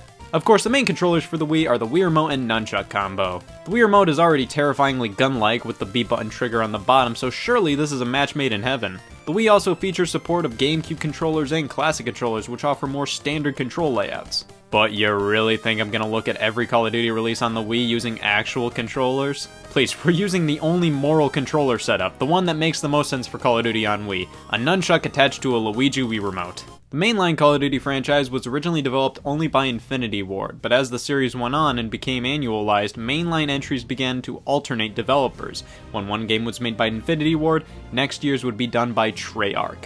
The team dipped their toes in the franchise with the console counterpart to Call of Duty 2 subtitled Big Red One, but were able to take a full-on whack at the series with Call of Duty 3 in 2006. This was not only a launch title for the Wii, but also the PS3, and both came out a full week after the other versions. First things first, the game bellows that it's been licensed by Nintendo. Thank God, I was worried there for a sec. Taking place in World War II, we take control of Private Nichols, and I can't do this. Like I said, this was a launch title for the Wii, and it's wholeheartedly obvious. In the conversion to the Wii, the multiplayer mode was cut, but overall it's the same game as it was on other platforms. Except this time around, we get to control a car like this, dear God. Call of Duty 3 exclusively utilizes the Wii Remote and Nunchuck, and oh boy does it exclusively utilize the Wii Remote and Nunchuck. You can't use the GameCube controller or the classic controller. This Call of Duty was made to withstand the power of pointer controls. And man, they are just awkward in this game. You point at the screen to look around and aim and move about with the control stick. That's fine, and that's how it should be. Firing your weapon utilizes the B button, which feels fine, but to aim down your sights, you have to use the A button, which just feels off. Whenever you're moving, the aiming reticle disappears, which means it's almost impossible to run and gun, and speaking of which, you can't even sprint in the campaign. Apparently you can sprint in the multiplayer, which of course isn't in this version, wow. We also have a good chunk of areas that require waggling the Wii Remote around. Fighting off an enemy, you have to do this struggling punching motion with the Wii Remote and Nunchuck, and then put them in the position as if they were a rifle and jab it forward to finish somebody off. But then we get to the driving area, which requires moving the controllers like a wheel to steer your car. Forget about that perfectly fine analog stick you have on that nunchuck right there. Forget about just twisting and turning the Wii Remote by itself. No, use both controllers in tandem. This is war. Listen, I dig a good representation of World War II just as much as the next guy, but Call of Duty 3 just kind of felt like every other World War II shooter from 2006, except now with 12 times the immersion. I'll say this, graphically, it looks fine as a Wii game. I mean, it was also released on the Xbox and PlayStation 2, which had comparable hardware, so it has no reason to run like piss. It looks and runs fine. The sound design is great, it feels like a legitimate blockbuster, the sweeping score is fantastic. And the game itself is fine. I could see myself being okay with the concept of beating it, just not on this console. Pointer controls in first-person shooters on the Wii still needed some work when this game came out. Call of Duty 3 was generally well received, but is considered one of the weaker Call of Duties. That may be because there were just too darn many World War II shooters out at the time, or because Treyarch just wasn't up to snuff with Infinity Ward, or both, or who knows, I sure don't. I spend my spare time looking at the cover of Donkey Kong Barrel Blast. I'm not qualified to say this kind of trash. Anyways, Treyarch made Call of Duty 3 because Infinity Ward was too busy hammering away at Call of Duty 4 Modern Warfare, set in modern times, which released in 2007 for the PC, 360, and PS3, but not the Wii. The next title in the series, in 2008, Call of Duty World at War, was developed by Treyarch yet again, went back to the World War II setting, and released on the PC, 360, PS3, and the Wii again, day and date with the other versions. Here we are, Call of Duty World at War. What a lanky cursor. The game makes sure to let you know it's compatible with the Wii's Zapper. This was an accessory made for games like this, but it always bugged me the games would say they're compatible with it. Literally, it's a hunk of plastic, every game is compatible. That's like putting a sticker that says compatible with the sense of sight on a bottle of mustard, like, yeah. I used to have a Wii Zapper, but that bad boy is long gone, so we're just gonna play with the standard remote and nunchuck combo. Just when you're ready to jump knee first into the campaign, World at War warns about the use of graphic historical footage, and the term Hitler shit on the ESRB rating is finally starting to make some sense. There are two types of Wii games out there, anti-Nazi and pro-Nazi. Call of Duty World at War ends up in the anti-corner because we are just absolutely obliterating these things in the game. Actually, that's only one half of the story. You play as the American soldier Private Miller and the Soviet Dmitri. America versus Japan, Soviets versus Nazis, have at it. I wondered if these two character stories would ever cross paths, but nope, it's just two different sides of World War II, and the campaign just hops between the two characters. Alright, so how are them positives? I'm happy to say the control issues present in Call of Duty 3 have been remedied here. Treyarch finally got a hold of how Wii Remote controls should work in a first-person shooter. Aiming down sights has been moved to the Z button on the nunchuck, which feels much better than the A button. You can actually sprint in this game, and overall it feels pretty good. It's so immersive, I truly feel like a World at War. That's a little thing I like to call hyperbole. The controls work well and definitely have their advantages over a standard controller layout, that being incredibly precise aiming. Pointer controls make it pretty obvious whenever you sneeze, however. I do prefer a standard gamepad, but the Wii Remote and Nunchuck work well enough that I can totally see why some people really dig this control setup. It takes some time to get used to, but you can definitely have some fun with these controls. That's it, World at War is trash on the Wii. I mean, I can tell this is a good game and would be a decent romp on the PC, 360, or PS3, but God, this is a tart port of the game. It's very obvious this was a Call of Duty game made for current-gen hardware at the time, and was then hastily ported to lesser hardware. Animations run at such a low frame rate, and the game itself just doesn't look good, even for the Wii. World at War takes itself so seriously, which is perfectly fine, this is a war story, but man, with animations and graphics like these, they might as well be sock puppets and it would feel the same. While it's super dark and gritty, the animations make me feel like I should be clapping and stomping my foot to them. They really don't look great. It's also missing like a ton of content. The Nazi Zombies mode isn't here, which is why many people liked World at War. Even full missions are missing, but really, my main problem is the glitches. This is a glitchy, unappealing version of World at War. I really didn't have a hoot with this one. 2009 marked the release of Modern Warfare 2, developed by Infinity Ward for the PC, 360, and PS3. No Wii version this time, instead on the same day, Activision released a Wii version of the original Modern Warfare,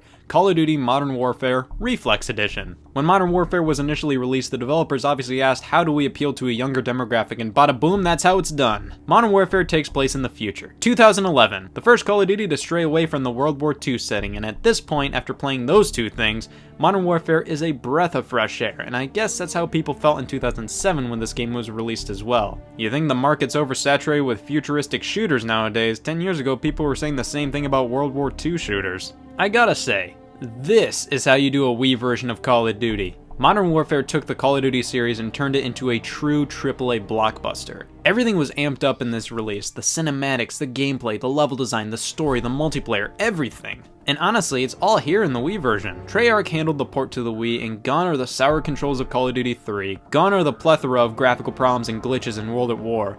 This is Modern Warfare, just on the Wii. Of course, it doesn't look as nice. Alas, it doesn't run poorly, just a lower resolution, lesser textures, lower poly models, and while it is still susceptible to problems here and there, overall, this is how you do a Call of Duty game on the Wii. I'd say it could have definitely used some classic or GameCube controller support, but this is a solid port. And yeah, I had some fun with this game. I'd still rather play the traditional versions, but it's a solid game. And I've been seeing this screen quite a lot lately. I was killed by a grenade, and I have to watch out for the indicator. Oh, so that's what that icon meant! Next up in 2010 we had Call of Duty Black Ops, which shipped day and date on the Wii alongside the PC, 360, and PS3, developed by Treyarch. This is a continuation of World at War and takes place during the Cold War, and I don't have much to say about this one other than it's a solid game. I think this truly proved the worth of Treyarch, not just as a good developer, but being able to live up to the standards of, and possibly even outdo Infinity Ward. It's a solid game, and the Wii version works fine. It's very similar to the quality of Modern Warfare Reflex Edition. Lower quality graphics here, and even some parts of the story missions are cut, but by and large, I don't think it's too far-fetched to say if you played Black Ops on Wii,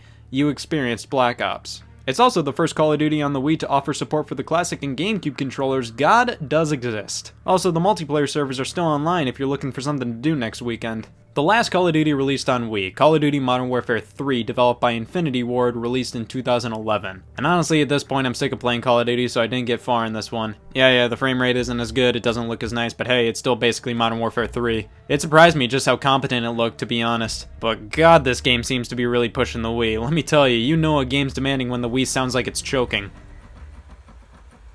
Two more Call of Duties were released on the Wii brand of consoles, that being Black Ops 2 and Ghost, released on the Wii U. There's not much to say about these ones. Basically, since the Wii U was on par with the Xbox 360 and PS3 power-wise, these are pretty spot-on versions of the games. Overall, the Wii had its share of good and bad versions of Call of Duty. I gotta say, I did get used to the Wii remote controls after a while, and they can be fun. Modern Warfare Reflex Edition and Black Ops both are solid ports on the Wii, but nowadays, there's real no reason to play these. These were made for the people who only had a Wii. Now, 360s, PS3s, and these games on those platforms are so cheap, I don't think anybody really has a reason to play these anymore. You may say the accuracy of the Wii remote controls gave these versions merit, but at this point, just play the PC versions with mouse and keyboard. You'll get the exact same accuracy. In fact, you'll get more accuracy. I'm still not way into Call of Duty, but I do think it's pretty neat to look back and see exactly what corners were cut to get these things running on the Wii. But hey, what do I know? Just to reiterate how unqualified I am to be critiquing or even talking about the Call of Duty franchise,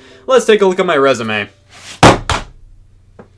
I am going fucking nowhere.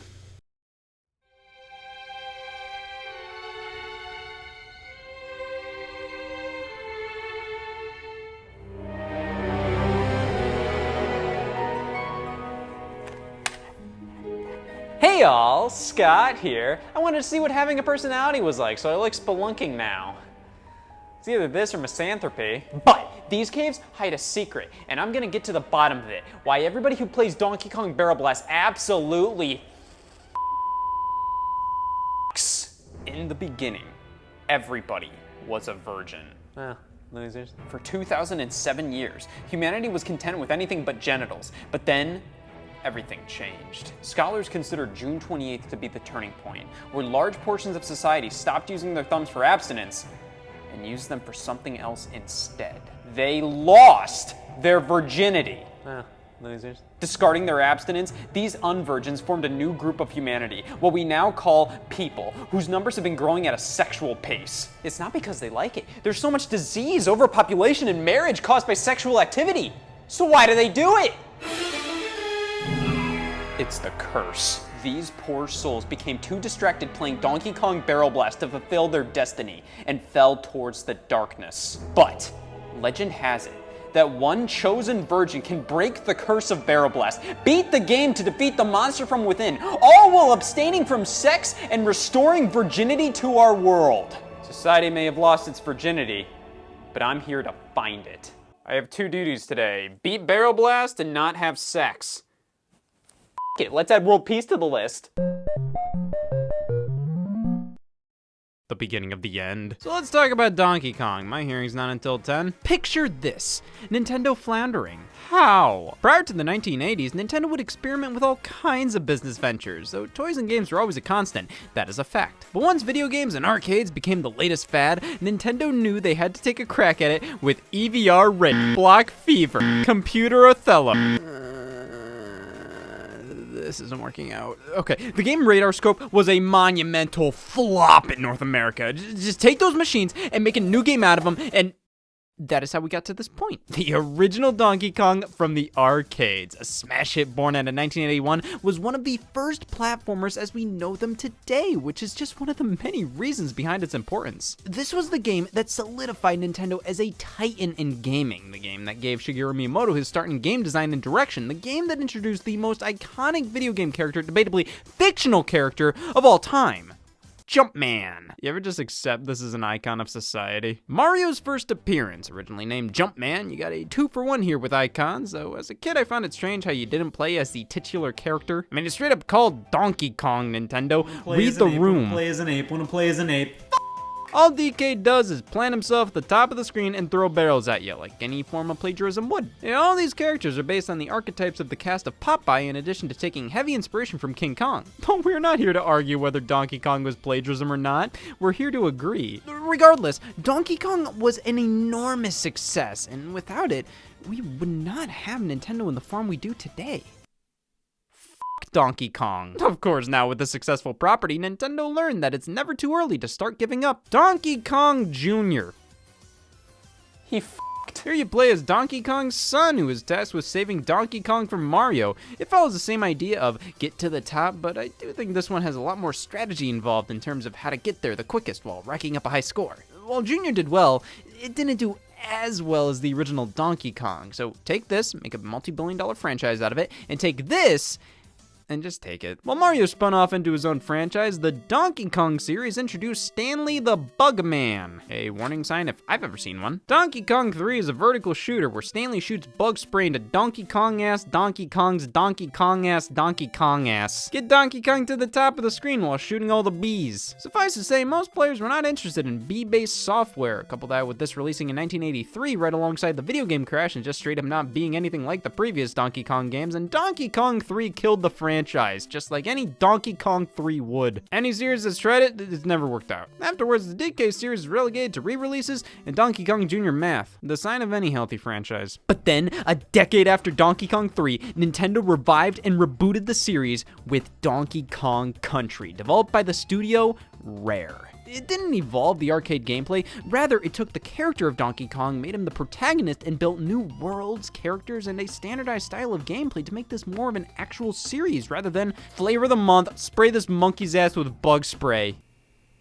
I'll take chocolate. Your villains were the Kremlings. You had a whole Kong family, including Donkey Kong's new sidekick, Diddy Kong. You had some of the most impressive graphics on a console up to that point. Donkey Kong Country was a massive success, and every massive success leads to a sexual revolution. Donkey Kong Country 2, 3, Game Boy side games, Donkey Kong Land 1, 2, and 3, Donkey Kong 64, bringing the series into 3D for the first time ever, all developed by Rare. Donkey Kong was finally starting to be treated like the Mario series with all this support. But even when that series was just a spin-off of Donkey Kong, it received loads of spin-offs itself in the form of Dr. Mario, Mario Golf, Mario Tennis, Mario Kart. So with all of these new games taking place in a world primed for expansion, it was fair to expect Donkey Kong to receive some spin-offs of his own, and in 1997, damn it, Diddy Kong Racing, not Donkey Kong. Donkey Kong doesn't appear at all in this game. In fact, fundamentally, no Donkey Kong or Donkey Kong Country elements appear outside of Diddy Kong himself. Like, you made this whole ass new world in the country games, and then the racing game's spin-off features crunch. These are just a bunch of damn Build-A-Bears. But hey, Diddy Kong Racing was an excellent kart racer, one that, to some, surpassed Mario Kart 64. You can tell it did by all the sequels it got. And it was still developed by Rare. They made all the Donkey Kong related stuff back then, and going into the GameCube generation, they were poised to make more. Oh, come on! That threw a wrench into plans, one of the most infamous studio acquisitions of all time. Microsoft buying Rare, making it impossible for them to continue being the head developer of Donkey Kong, considering how they were owned by Nintendo's rival. Many look at this as one of Nintendo's biggest blunders. I mean, outside of Donkey Kong, Rare developed GoldenEye, Banjo-Kazooie?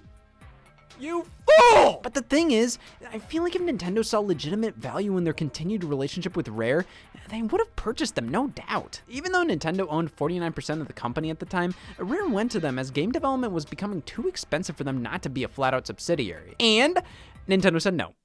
They bought ND Cube 10 years later. They made Tube Slider. And even though they supposedly made some bids to buy Rare once Microsoft and Activision were throwing offers around, just the fact that they allowed an opening for them to be purchased by a competitor in the first place says to me they didn't value their work as much as we think they did. I mean, Rare made like half the Nintendo 64 library, and you bought...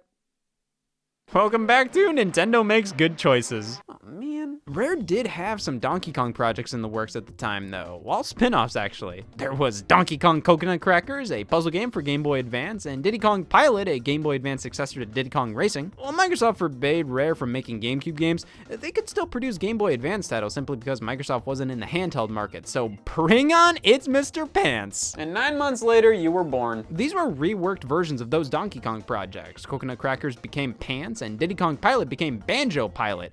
But there was a big one that never saw the light of day. Donkey Kong Racing for GameCube. This seemed to be the logical evolution of Diddy Kong Racing, incorporating far more Donkey Kong Country elements, riding animal buddies from those games, taking place in these jungle settings. But of course, this was canceled after Rare's acquisition. They attempted to rework it into a few different projects without the DK license for Xbox and Xbox 360. That never worked. Guys, it's not Donkey Kong Racing. It's Earl! While all these projects were retooled or canceled, Nintendo and Rare would collaborate again via the Donkey Kong Country re-releases for GBA. Yeah, sure, we can still be friends. You'll just hear me and my new boyfriend f*** all the time. Rare developed these ports, so there was some wiggle room for them to work on Nintendo games. Maybe they could make some brand new portable DK titles. Tell me when. The 2000s! Listen, I'm just throwing it out there. Bad era for Donkey Kong. Economic recession. Without its key developer of the past decade, I think Nintendo didn't really know what to do with this thing. Be honest, if you had the keys to this kingdom, you wouldn't either. So f*** it, let's get weird. All according to plan. The most well-known Donkey Kong project from the 2000s has to be the Donkey Konga series, rhythm games for the GameCube developed by Namco, specifically because of their work on the Taiko Drum Master games. I mean, comparing the two, they're very similar, but where Donkey Konga differs is its use of, well, that, and the DK Bongos accessory. Sure, you can play Donkey Konga with a regular controller, You can also brush your teeth with mice. but it was designed around the DK bongos. Smack and clap along to the music. It was a gimmicky yet very novel spin-off idea for DK. The barrel-like bongos were a trademark of the series ever since that first arcade game. The title itself featured characters from the Donkey Kong Country series. Diddy Kong Racing may have been the better Donkey Kong spin-off, but Donkey Konga was the better Donkey Kong spin-off. And a lot of that was due to those damn bongos. I mean, talk about unique accessories. Go on, talk about them. So, of course, you couldn't just stop at one use for these things. I mean, they're bongos. There's a million things you can do with them, all of which are Donkey Konga based. Donkey Konga 2 is basically just more of the same, now with an updated song list, and the same can be said for Donkey Konga 3, though that one never left Japan. They wanted to make the most out of these bongos, and after 3 rhythm games, many would stop right there, but Nintendo refused. This was Donkey Kong Now, a bongo's bitch, because Nintendo's prime development team, EAD, pumped out Donkey Kong Jungle Beat, a brand new Donkey Kong platformer for GameCube designed around using the DK bongos.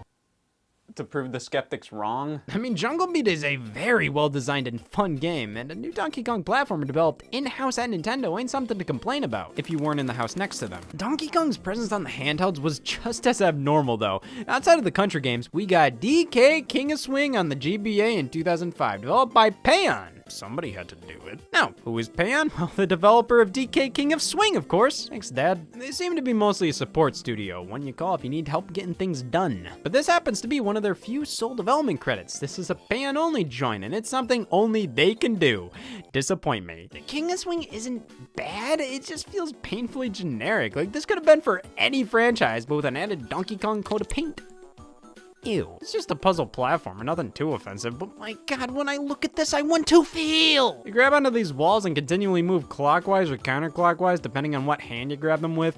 It's a fine idea, it's just the execution is a bit bland. At that time, King of Swing was the closest we really got to a traditional DK game outside of Jungle Beat, and how close was that really? Oh, Jungle Beat only retained Donkey Kong bananas and barrels from DKC. Outside of that, that's what I'm saying! Payon proved themselves worthy of crafting new yet simple Donkey Kong-based experiences for handheld, so Nintendo commissioned them again for a King of Swing sequel on Nintendo DS, DK Jungle Climber. God damn, I mean, DK King of Swing was simplistic looking, but at the very least it had some sort of funky style to it. This is just pathetic. Like, don't do that! So Payon was head of the DK series, pumping out tolerable experiences. Rare came back one last time to develop a Nintendo DS remake of Diddy Kong Racing with more Donkey Kong references in tow, both in 2007. So Nintendo was pumping out DK spin-offs like mad this year. Why not another? Hey, so we have one series of DK spin-offs made by Payon, another focused on racing, even if Donkey Kong Racing never saw the light of day, and another that'll get you evicted. So for the third Donkey Kong spin-off in 2007,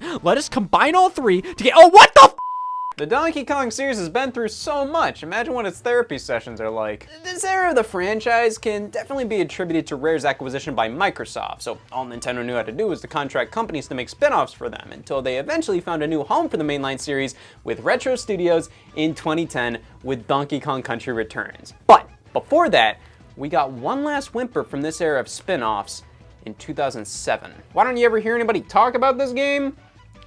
Because everybody who's played it is too busy f***ing their wife. Donkey Kong Barrel Blast, the 10th commandment. Generally considered one of the worst Nintendo games of all time, Barrel Blast sits at a 46 on Metacritic, which is the same as Sonic the Hedgehog 2006, worse than Balan Wonderworld, Aliens Colonial Marines. Some of the most notorious bad video games of the 21st century, and Donkey Kong Barrel Blast is right there with them. Is this reception fair, or did a bunch of game reviewers trip and fall? You know, I have heard some people say this game is unfairly hated.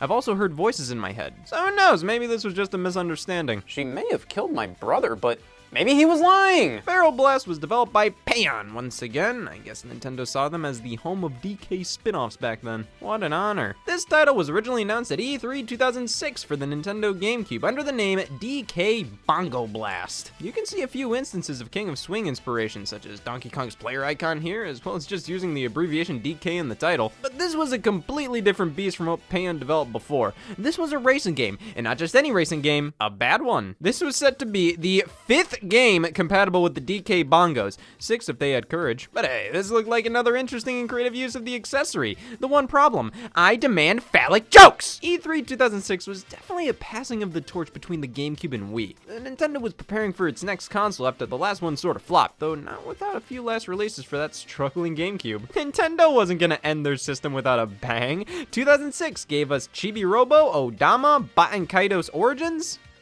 and the death of Gerald Ford. While Nintendo was planning to support the GameCube in its last few years, most of the titles in development were pushed towards its successor, the Wii, even if those titles were already revealed and demoed at events running on GameCube. The most notorious was The Legend of Zelda Twilight Princess, which did still end up releasing on GameCube, though this was more so out of obligation. Super Paper Mario was originally shown for GameCube, though that version was scrapped entirely in favor of it being a Wii exclusive, and much like that game, DK Bongo Blast quickly moved over to Wii as well.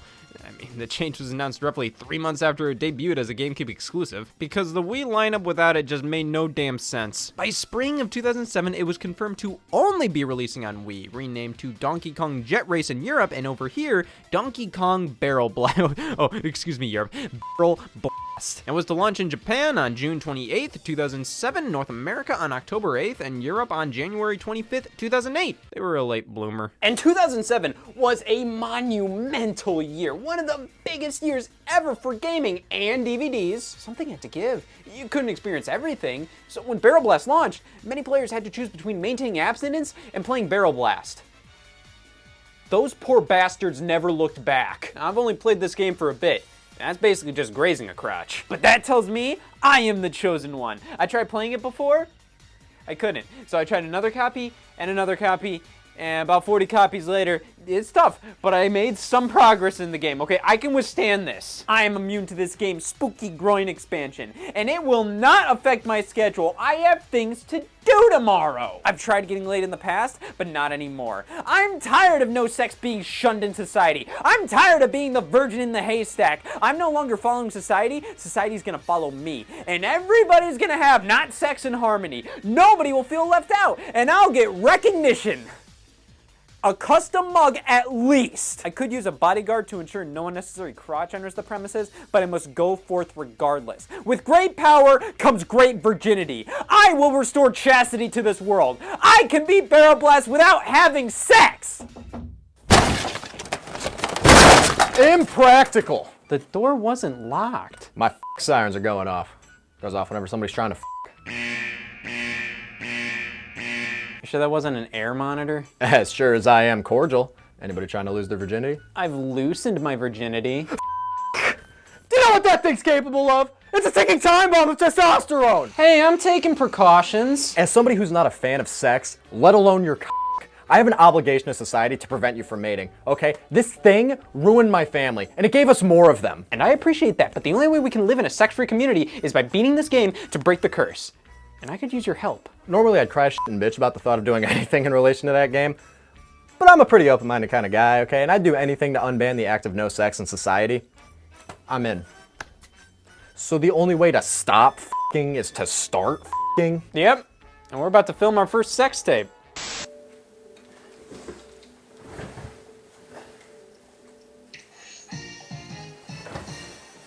Donkey Kong Barrel Blast or Donkey Kong Jet Race. Which one's the better name? The one that's not this. Shake the Wii Remote and Nunchuck to race. What is this, some kind of shitty game? Obviously with the jump to Wii, they had to include Wii Remote controls, and these seem to be a direct conversion of how your integrity would be lost with the DK bongos. But hey, the Wii supports GameCube controllers. You can play GameCube games on the Wii, including all the DK bongo games. Hell, some Wii games allow you to use GameCube controllers, so of course, with Barrel Blast being designed to use the DK bongos, it just makes perfect sense for the final release to support the accessory, or at the very least, the traditional GameCube controller, as it was clear you could use it with older builds of the game. But of course, what makes more sense? This game doing that, or realizing I have trust issues? Lucky you! That's the first step to not getting laid. So that's what foreplay sounds like. Gotta say, Barrel Blast is one of the quickest loading Wii games I've ever played. Didn't even flinch. Unlike me, that's all I'm doing. Look Look at all these options. We can play 4 tracks in a row, not play 4 tracks in a row, not play 4 tracks in a row faster, not play 4 tracks in a row, and not give a shit. On the right-hand side, we can check out Cranky's Flight School, records, options, and Candy's challenges. This is gonna pose a problem. Well, let's start off with a Jungle Grand Prix. We choose our character. I got Donkey Kong, Diddy Kong, Dixie Kong, and Epidimal Hypertension. But right below them are the Kremlings from the Donkey Kong Country series. Turns out the character roster here is focused on the Kongs versus the Kremlings, light versus dark, good versus evil, Christ versus Satanism. Every Kong has to have a rival, and because of that, half of these Kremlings were created just for Barrel Blast. Yeah, there's only like a handful of Kremlings that are legitimate characters, so Bayon had to go out of their way to craft Kludge. Yep, that is not organic. Come on, you had loads of Kremlings to choose from. We live in a world where Klubba exists, and you're just not gonna take advantage of that? I mean, it's kind of a cute idea to build your character roster out of the concept of heroes versus villains, but I think they finalized that idea before going, so in comes the Kremlings. We got Critter with Kip and Cass as newcomers. Who are Kip and Cass? Well, Diddy and Dixie Kong's rivals, of course. Thank you, Dad. I'll pick Donkey Kong because I need a character flaw. Rookie difficulty, Topaz Cup, and DK Bongos because this game supports them and I'm not narcoleptic.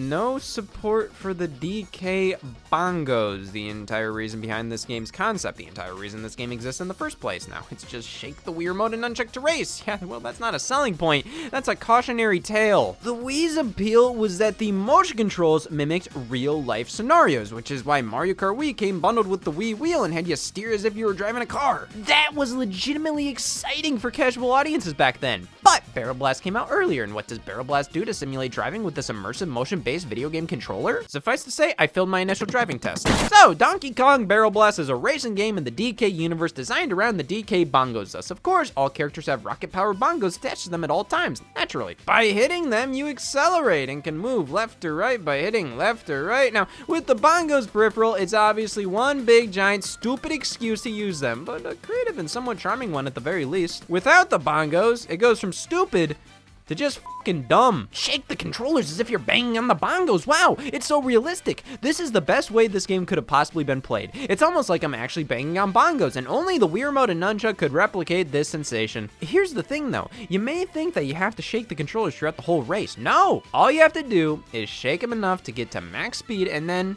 you're all set. You move forward automatically, like most apes on a jet. And to shift from left or right, shake left or right. Jump by smacking both of them down. It's pretty simple. So is murder. You ruined a perfectly good jet barrel race game with motion controls, Nintendo. Why do you keep doing that? I'm not gonna say these controls don't work, but that doesn't mean I'm not thinking it. While this functions, it's far from enjoyable. It's tolerable at best. A gimmick like this only works when you go all the way with it, i.e., bongos. Simulating that gimmick rather than just doing it makes the entire experience feel unnecessary. Like, what's the point? See, they wanted to design a racing game around that old peripheral, much like how Jungle Beat was, with these both feeling like the developers were challenging themselves. Let's make a platformer that uses bongos. It worked, but definitely made the game a bit inaccessible, so when they brought Jungle Beat over to the Wii in 2009, they tweaked the title to be playable with the Wii Remote and Nunchuck, which made it easier to appreciate Jungle Beat from a level design perspective. Though, weirdly enough, its existence felt a bit more forced without the DK bongos. Still a solid game, though what made it special and unique was gone. You can't just expect a game that was designed to work with this to be just as fun and quirky without it. Yeah, it's easier to play Dance Dance Revolution with a D-pad. Doesn't make you likable. But what if you took Dance Dance Revolution and removed the dance mat, removed the D-pad controls, and forced you to waggle the Wii Remote in the direction it tells you? Do you think that would be stupid? No, that's not stupid. That's Donkey Kong Barrel Blast and stupid. The controls here are dumb. They're just dumb. Imagine if in Mario Kart you had to stand up to use an item. No reason, you just have to stand up. It's unique. That's this game's reasoning behind its motives. Shaking to get to max speed is undeniably irritating. Even though you only have to do it for a bit at the start and then you're golden, every time you hit, you lose momentum and you have to shake the controllers to get back up to speed. God damn! I mean, this isn't like in Mario Kart where, oh, you got hit, bam, you're back in action in a few seconds. Barrel Blast, everything stops. It just stops. Things screech to a crawl when you get hit, and then you have to get back up to top speed, but if you don't have a straight, large stretch of land to shake to, if you get hit in a field full of obstacles, or God forbid, at all. It's a bitch to get up and running again, and you have to deal with the shame and embarrassment of going 10 while everybody else is going 20. This is one of the slowest damn ape racing games I've ever played. Nintendo disagrees. And it's all made worse by the fact that all the tracks have bumper lanes. You can't fall off. You can't go off course. You can't lose at the game. You can just do really poorly. So you pretty much cruise through the levels automatically. You can't fall off the track. You can't veer off the track. You can't go any faster than this. What's the challenge? Having arms. It wears on you. Not even physically, but mentally. Constantly hearing the bongo taps come out of the Wii Remote speaker, doing the same movements with your arms over and over again while falling deeper and deeper into this game's core values. I can't do this anymore. I feel cold. I can tell. I may be able to withstand a video game for the betterment of society, but my immune system can't. Jesus, you look horrible. Hey! You need nourishment. I need no sex. Stat! It can't be delivered. You can't mail hazardous materials. No sex delivery. He's a vigilante. I prefer the term felon. This is a gun. Hey, nice setup. I love walls. You want to stay? I got 3 more of them. So I'm trying to stop sex and I need help doing it, so I have Rex over here guarding me, making sure I stop sex without having sex, but he can't handle all this sex. So I was wondering if you could stick around to resuscitate him if possible, so I can continue to not have sex while having sex, while Rex guards me, while you guard Rex. That would be great. Damn, is that a monkey with sunglasses? Is this what the gun was for? To be fair, there's some strategy here. See those bananas? You want to collect them to fill up your wild move meter. Finally, a racing game with a wild move meter. It's fundamentally just a boost that you pull off by holding the analog stick in whatever direction to charge and letting go to accelerate for a bit. But running into other players, enemies, or barrels laid across the track while one is still in effect continues the wild move for longer. So if you string together enough combos, do I have to spell it out for you? Pulling off wild moves effectively is how you get far in Barrel Blast, so you want to pull one of them out when you see a string of barrels or some other obstacle you could ram into. This is the defining element of Barrel Blast's game design, boosting into things and creating combos, and you know what? It might be something I consider to be enjoyable? Wait! When you're boosting and trying to maneuver to the nearest obstacle that you can combo into, this is when the game is fast, frantic, when it has more strategy. It's satisfying to pull off a large string of wild moves, but it just doesn't happen enough. Oftentimes, there's only like 2 sets of barrels near each other, so it's like, okay, that was pointless. Obstacles aren't set up in enough ways across all of the tracks to make this a compelling gameplay element, and most of the time there's too much shit in the way, like these steel barrels. These don't count. But much like life, you can always resort to violence. The shit out, you can beat it, all with the A button. So you can punch enemies, opponents, and barrels with A, use items with B, pause the game with plus, back out with home, turn off with power, throw it out with spite. But before all of that, you want to check out these items you can pick up on the track. Any mascot kart racer needs fun and creative items to use against other players, and Donkey Kong Barrel Blast? Well, joke's on you, those aren't carts. This one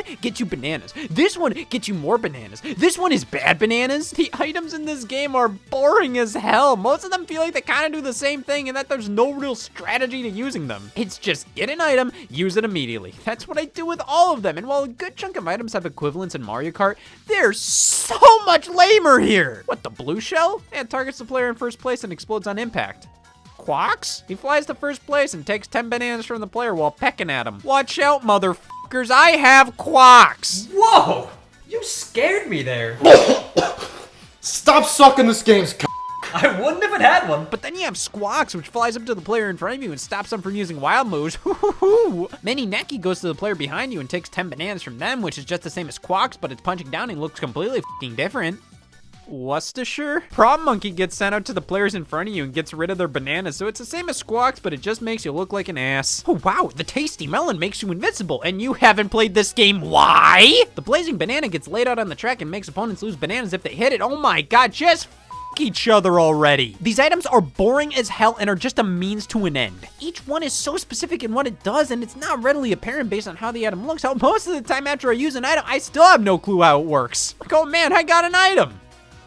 The f do you want me to do with this info? Now, there is a special gimmick with these things. The item boxes are balloons, both blue and red. Red balloons are for the Kongs, blue are for the Kremlings. Well, you can go through either or as one or the other. If you go through the balloon color of your team, your item will be a little enhanced. So since the melon is only in the red balloons as a Kong, you'll be invincible for longer. Since Mini Neki is only in the blue balloons as a Kremling, using them will not only nab 10 bananas from your opponent, but remove a wild move of theirs as well. And this mentality applies to pretty much every item in the game. Where would I be without him? I know, a horrible idea, but not necessarily a creative one. This feels like such a surface level fan idea for a new Mario Kart game. Ooh, different item boxes for different characters. How about different tires, but only for Lemmy? Well, this is a racing game, so it all comes down to the course design. 16 tracks included across 6 cups. A great deal, I say as I'm paying for college. I mean, 16 tracks is the going rate for most Mario Kart titles, so at the time of this game's release, Mario Kart games are starting to include 32 courses, 16 new and 16 retro. No worries, no worries. Donkey Kong Barrel Blast is a new concept for humanity. We can't expect it to have everything Mario Kart has right out the gate. It's a newborn, an infant.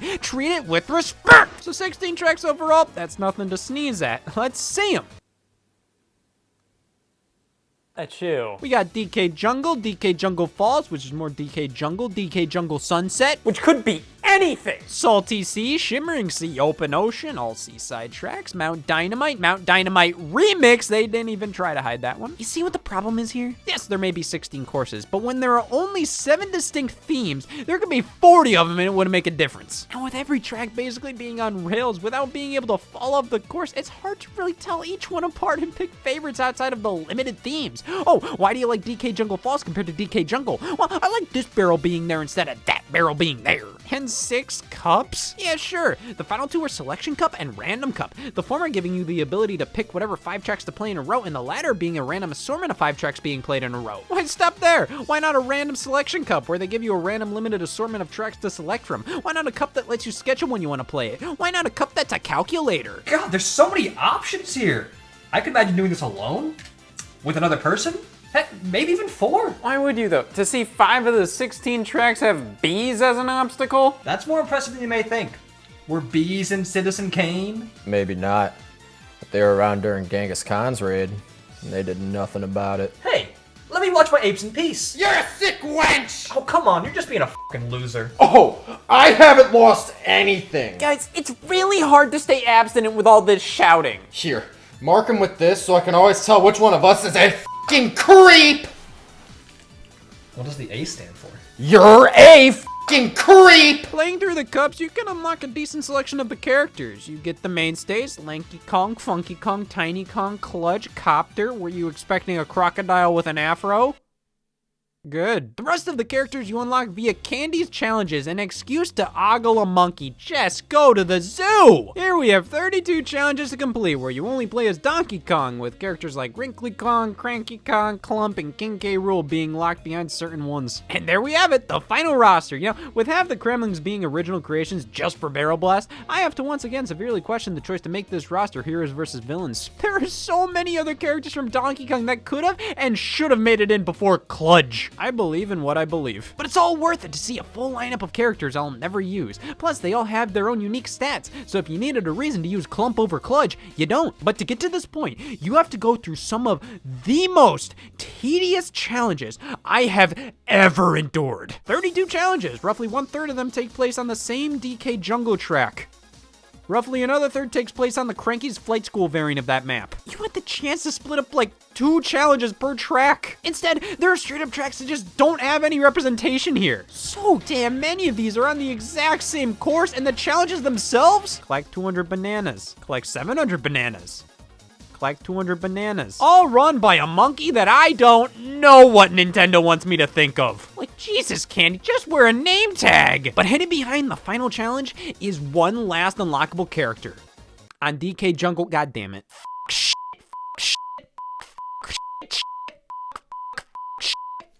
I thought you were a virgin! Yeah, you're getting like a pro. This challenge is absurd for no other reason than they make the time to complete it like 2 seconds shorter than it should be. You have to punch the barrels and use your wild moves at just the right time. And even when you do, like, what did I do wrong? And finally, after winning, I don't know what I did right. But for completing all the missions, we unlock Ultra Barrel Donkey Kong. We just have to hover over Donkey Kong and old Z to play as it, but Jesus Christ! While the other characters are fairly well balanced, Ultra Barrel DK is literally the best in all categories. Like God intended, sure, but does that make for a fair game? If every character could use the Ultra Barrels? Sure, maybe, but no! This breaks everything! Your price for beating the game? Never playing it again. I mean, why bother? There's nothing else to do. What, does Cranky's Flight School count? Say it does.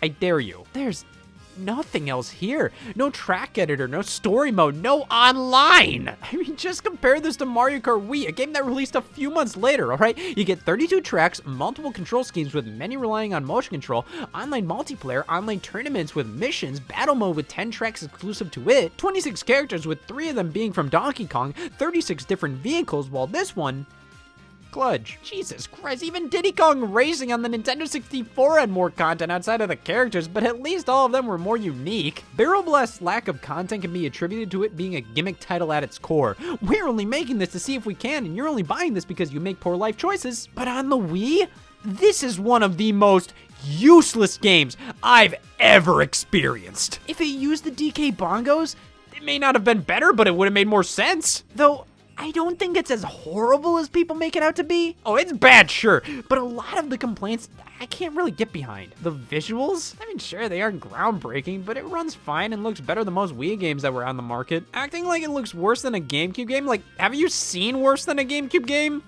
That's just a dog's ass. It didn't have online multiplayer. Sure, that's ridiculous in the context of the value of the package in comparison to other racing games at the time, but is that really a problem when you don't like the game to begin with? This game has horrible controls, bland track design, and worst of all, I can't play it for hours on end with my buds. The core gameplay isn't horrible. I think there's some merit to the ideas like the wild moves, but with the slow speed, limited number of unique courses, funky controls, lack of modes, and no real purpose to existing, like, why would you play this?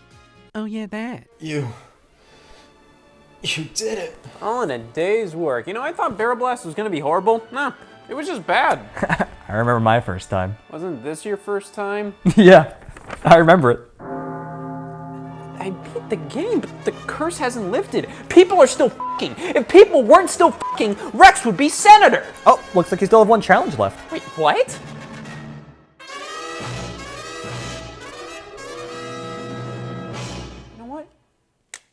No, it doesn't matter. Barrel Blast is always going to exist no matter what, and as long as it's not forced upon anybody, who cares? We shouldn't judge people who play it or not. Playing it doesn't make you disgusting, or not playing it doesn't make you a loser. We're all adults here and on different paths of life. Maybe you've already played Barrel Blast, or maybe you haven't, but it doesn't make you a better or worse person because of it. You know what? My uncle was a big fan of Barrel Blast. I kept hearing all these stories about people telling me, oh, he's so cool just because of it. Like, he was getting hyped up so much, he could finish the game in 14 seconds flat. My grandpa could do it in 10. But my aunt, she only played Barrel Blast the one time. My cousin could play it twice. Well, everybody thought less of her because of it. And I've distanced myself from that entire side of the family. I shouldn't have. I let my own personal way of life cloud my judgment of others. I get that I may be against everything this game stands for, but that doesn't mean other people should be chastised for doing what they love. Jeb, you're not a fucking creep. You're a fucking friend. You know what? It was wrong of me to think so lowly of you because you didn't enjoy the game. I mean, I personally love Barrel Blast, but that doesn't mean you have to. Even if I beat Barrel Blast, curse or no curse, it's not gonna make people stop doing what they want to do. As long as they're not hurting others or themselves, what gives me the right to want them to conform to what I am? All that matters is that I'm comfortable with myself. And no matter how much changes, I'm always gonna be that virgin at heart, regardless of if I beat Barrel Blast or not. And I'm gonna. Oh, I'm beating this Donkey Kong game without having sex. Because I'm a virgin, damn it! Yeah! F*** it up! Just don't f*** it up!